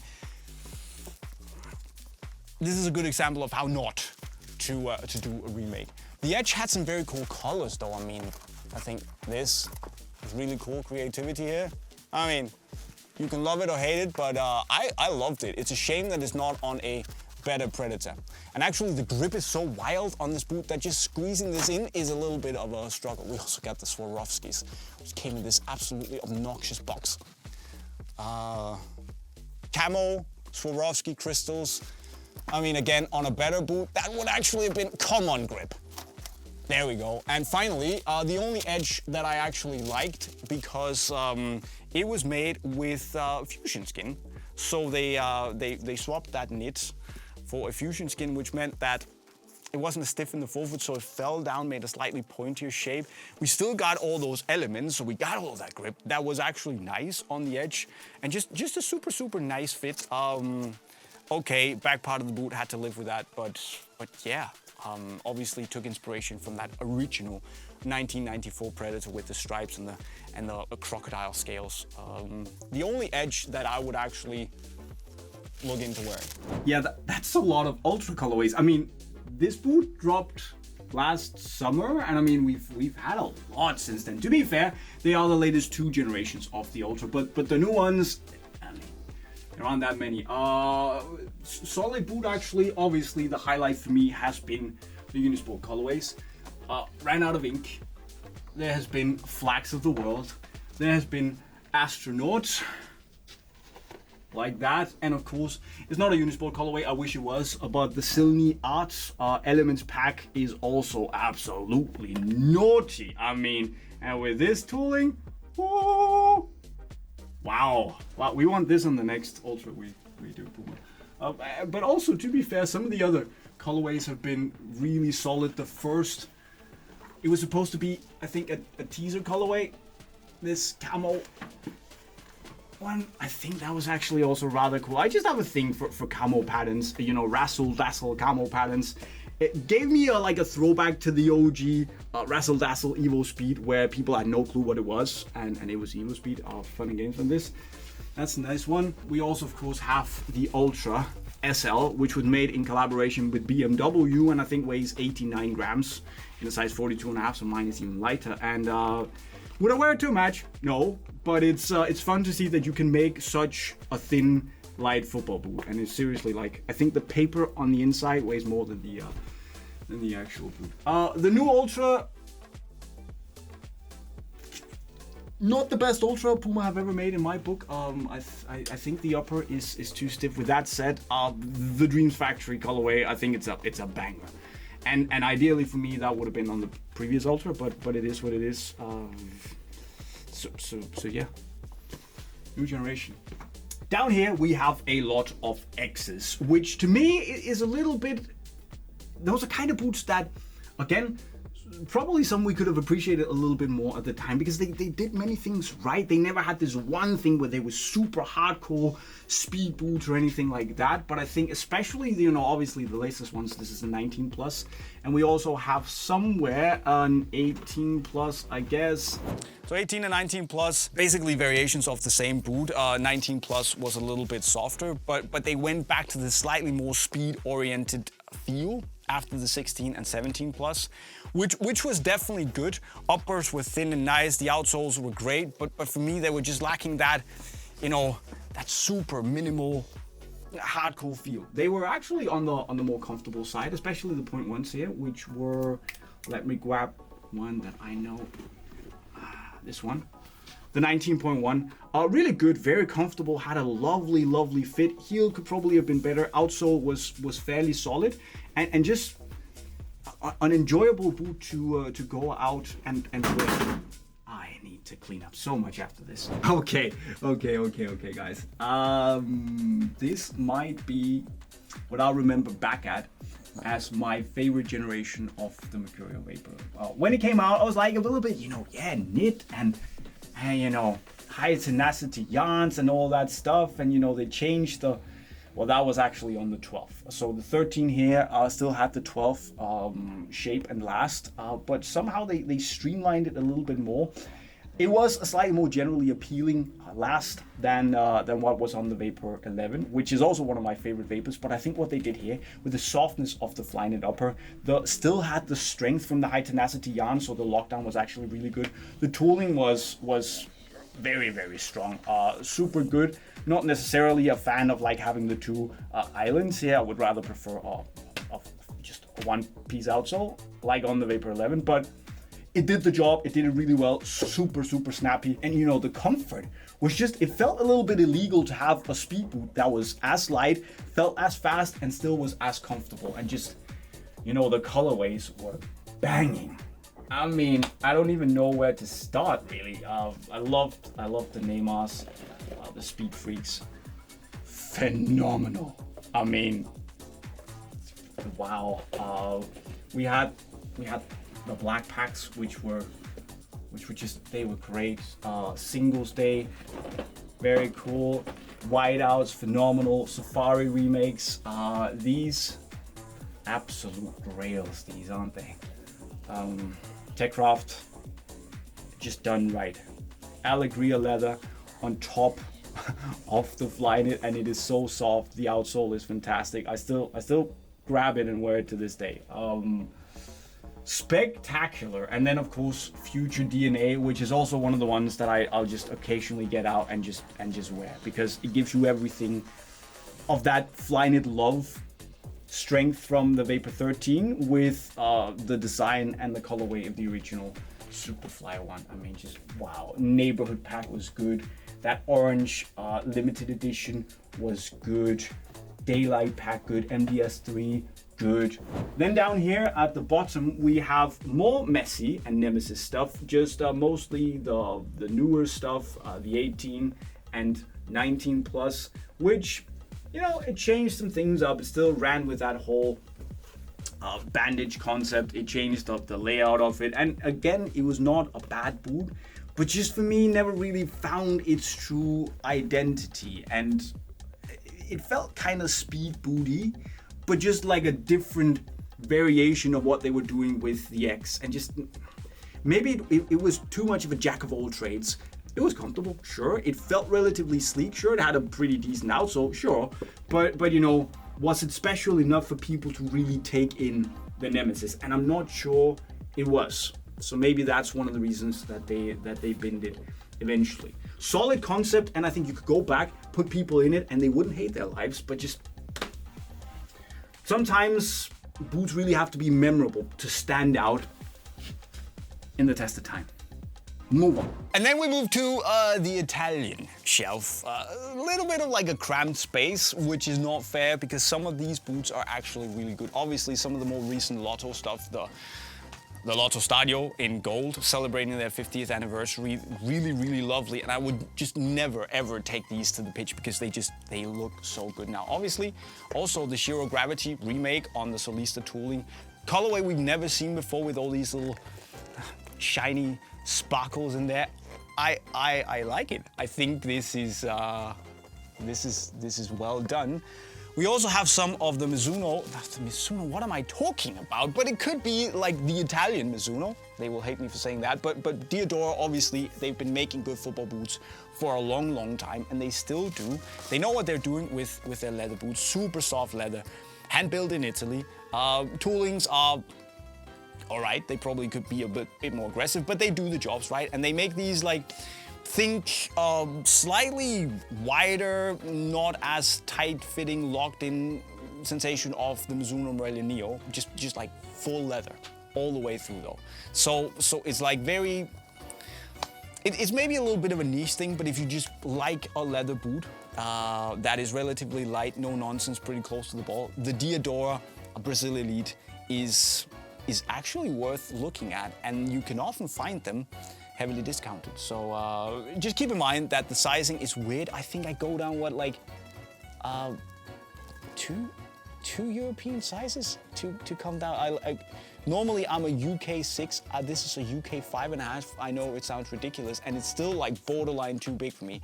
So really think about the size if you go and get yourself a Brazil Elite. And then we move over here to the Copa Pure section, where we have obviously the first and the second generation of the Pure that took over from the Sens and just corrected all the little mistakes that the Sens made. Little is being kind, but here you basically went back to what worked on the 19 and 20 plus. You made it more streamlined. You had this lovely, even thinner fusion skin full foot, lovely knit midfoot, and just the tooling from the Nemesis that just still works. And I think it did many things right. The Pure Point ones are just absolute slippers and a little bit of an underrated boot. And thankfully Adidas actually continued that on the Pure 2. Now the Plus has laces and a knit collar, and the Point 1 goes a little bit more traditional with a thicker padding in the heel. And you know, it depends on what you want. But still, slippers feel very modern, and I think it's, you know, it must have been a bit of a slap in the face for Nike to discontinue the Legend. Not discontinue the Legend, Jay, what are you saying? But discontinue leather on the Legend, and then see Adi just go out and continue with the Copa Pure, make modern leather boots that basically out-legend the Legend.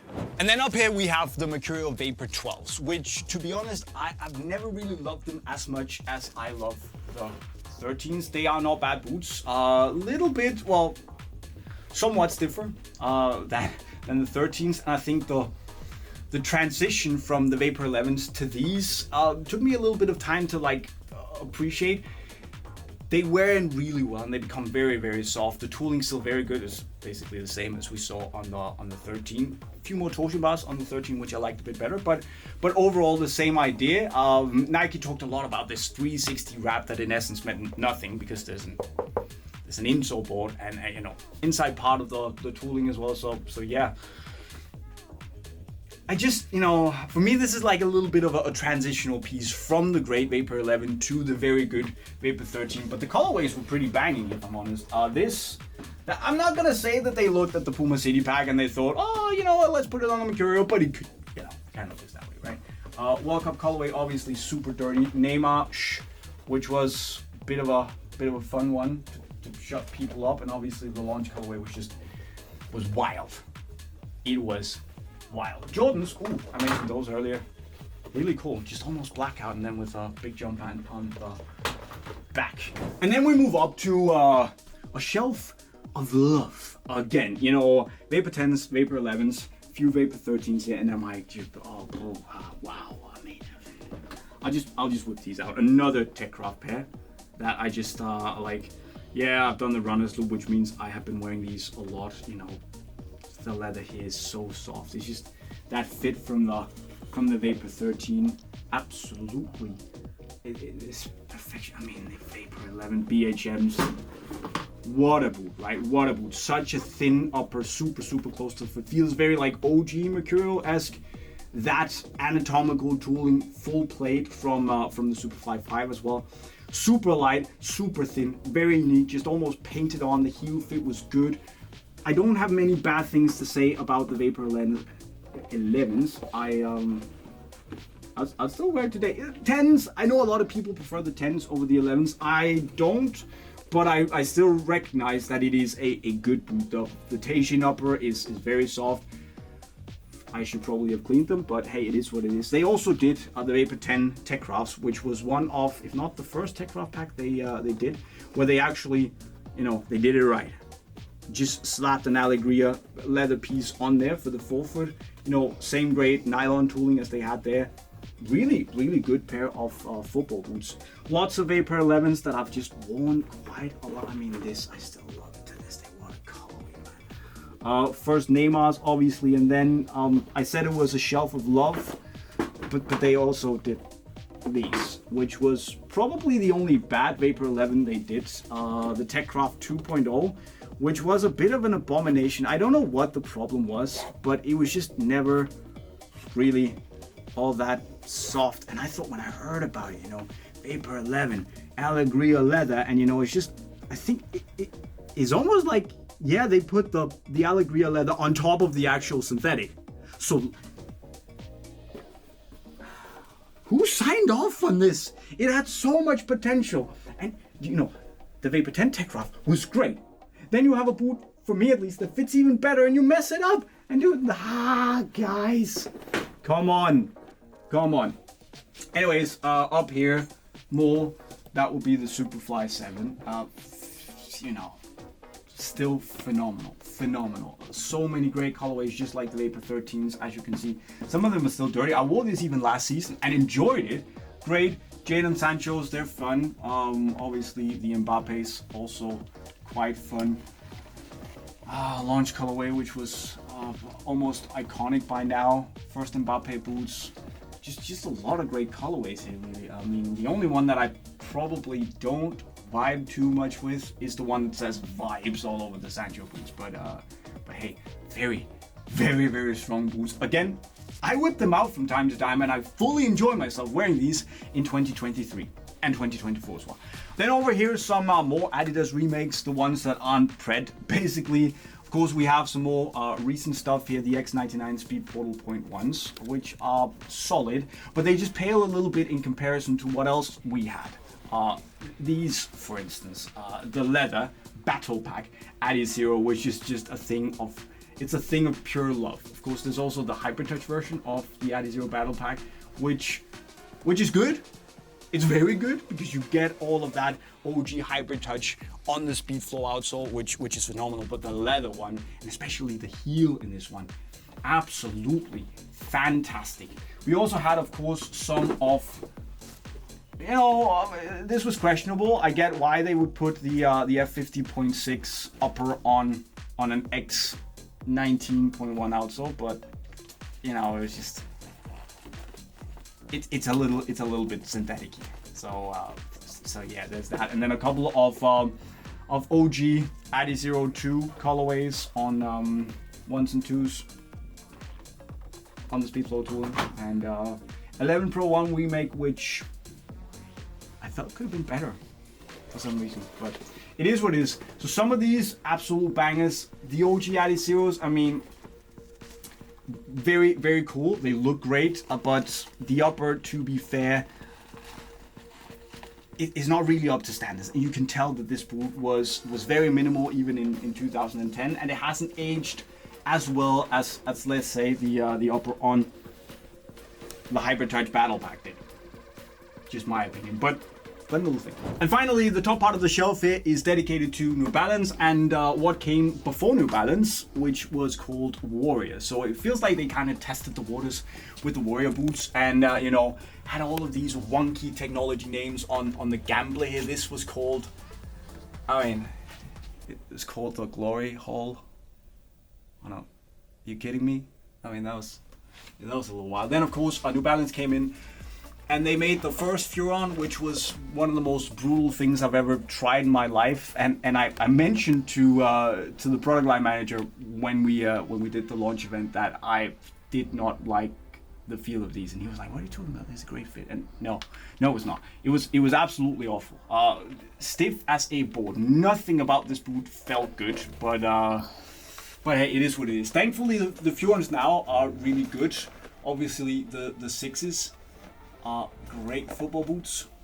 Super, super soft. It's hard to take me away from the Vapor 13, but if you took me and put me in a Furon 6 with this soft upper, whatever they've done to fit weave and just get it this soft, but actually also get it to perform pretty decent fit in the heel, and actually a lovely, lovely tooling that they're still using on the 7.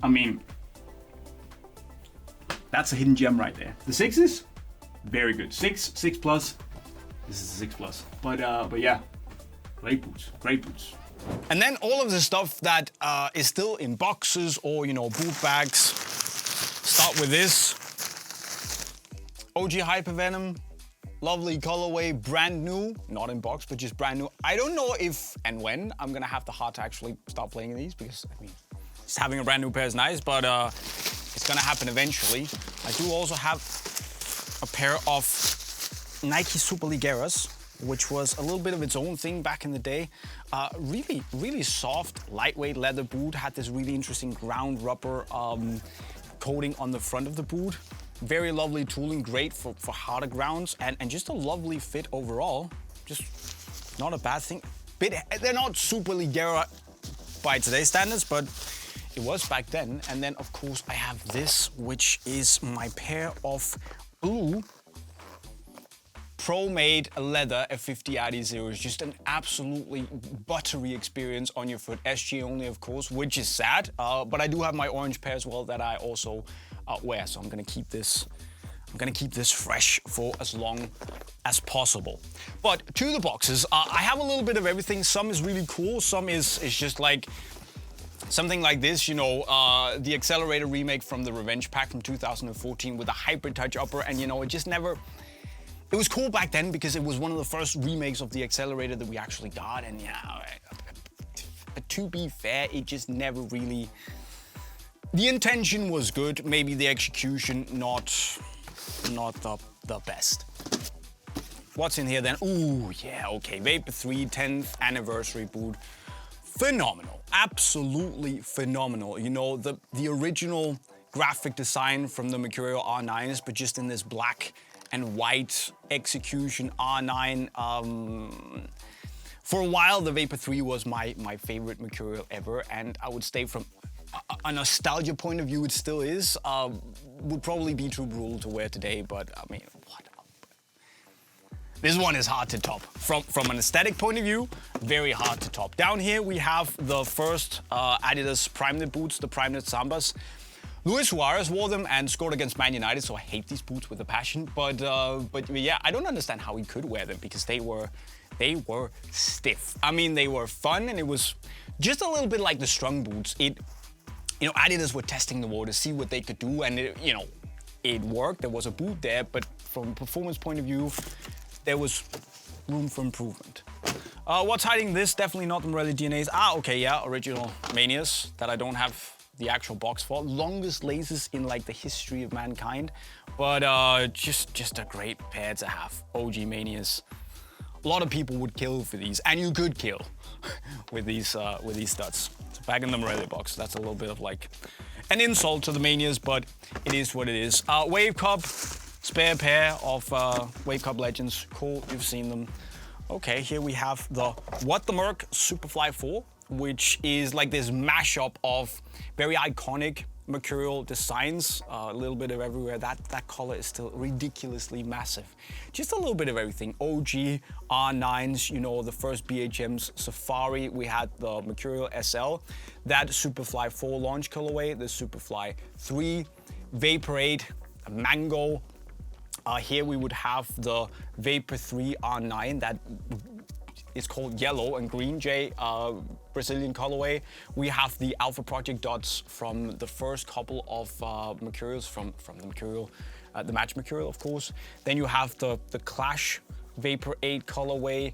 We have that chrome lime that Ronaldo wore on his World Cup boots in the semifinal and final in 2002. Elite pack from the World Cup, Vapor 9 launch colorway, Superfly 2 wind chill, and yeah, that's a cool boot. Would I wear it? No, it's too special, but that's a fun concept that would be interesting to see again. Okay, CR7 Victorious, not my size, to be fair.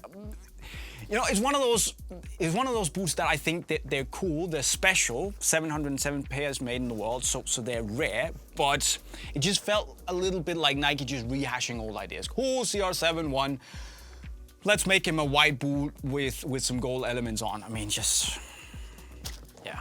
Then of course, the golden Totti Legend 6s with the fold over tongue that Totti had and preferred. 2,500 pairs made. That is a lovely finish on the tooling. And just, you know, the Legend 6 was a great pair of boots, and in gold, Totti, I'm vibing with that. I'll just be honest.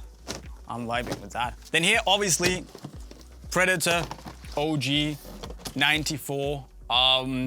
A concept made by Craig Johnston, who was a former player, I think for Liverpool he played, and he was coaching kids on how to swerve the ball. And then he said, just do like you would do when you play table tennis, and you put swerve on the ball there. And then one of the kids said, hey, Craig, you know, table tennis bats have like rubber on them that we can use to grab the ball. Football boots don't. So Craig was like, you know what? Let me make it. So he went home and stripped like the rubber elements off a table tennis bat and just put it on a football boot, and eventually refined the concept so much that he took it to Adidas. They said, no, we're not gonna do it. And then he kept trying, and eventually he actually managed to get hold of some of the leadership in FC Bayern Munich who tried the boots. FC Bayern Munich is very closely related to Adidas, so word went to Adi, and they tried it again, they loved it, and this happened. So yeah, thanks Craig, and table tennis bats. 100% legal, 0% fair, and just paved the way for what we know as the Predator today. Brutal from today's point of view, but hey, it is what it is. Special pair of football boots.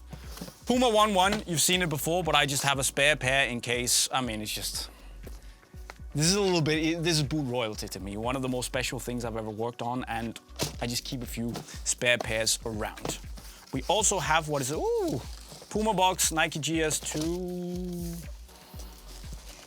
Because I don't have the original box anymore. But GS2 basically took the original GS1, slapped ACC on it in this cool white and black colorway. I remember young Raheem Sterling, you know, Christian Eriksen, El Shaarawy, a lot of the Mario Götze rocking these. Very special, very special. Then this, we should probably save that for last. So we can probably take a look at the Mercurial Vapor 9 15th anniversary that just followed in the trend from the Vapor 3 10th anniversary and took the OG Mercurial R9 design, slapped it on here. And it's cool enough. I think this whole matte design is kind of like, it doesn't really do the OG justice, and the vault here is not the same yellow as it was back in the day. And obviously they made the chrome version of this 15 pairs ever released with a very shiny chrome on there. That was very cool. We gave one away, and that's a bit of a grail. So this was nice, but I think the 10th anniversary was better. Then of course the first Green Speed, one of the first really rare limited edition boots that I got my hands on, made with, you know, green materials, castor beans in the outsole, recycled materials. I've never tried to play in it because it's not my size, but people who have tried it, Josh for instance, he says that they were absolutely brutal to wear. But I think we can all remember, you know, young Neymar with the tape on the nose, the long hair, rocking out in these, and they look absolutely phenomenal. I don't think I'm ever gonna part with this pair. It's very, very special to me. Then of course we have probably some of the best pair of football boots I have and will ever own. The Adipure 11 Pro 2 SL, which is just the definition of a buttery soft upper, great fitting heel. Could have done with a little bit more lockdown in the heel, and then of course the outsole from the 2014 Adizero. There is seriously nothing to like here except for the slightly loose fit. I could have done with just a bit more snugness and it would be the undisputed GOAT, but very, very much up there. Great pair of boots. And what do we have here? Aha! The rare golds. CR7 rare golds made in 333 pairs in the world. It cost me an arm and a leg to actually get these. I was doing a shoot with national TV while these dropped, and I just missed the launch, and I was fuming. So I had actually to go on the resale market and buy them, which was worth it, because I mean, basically the Gala Night, but just with gold sparkles instead. Absolutely beautiful. They don't make them like this anymore. Let's just put it like this.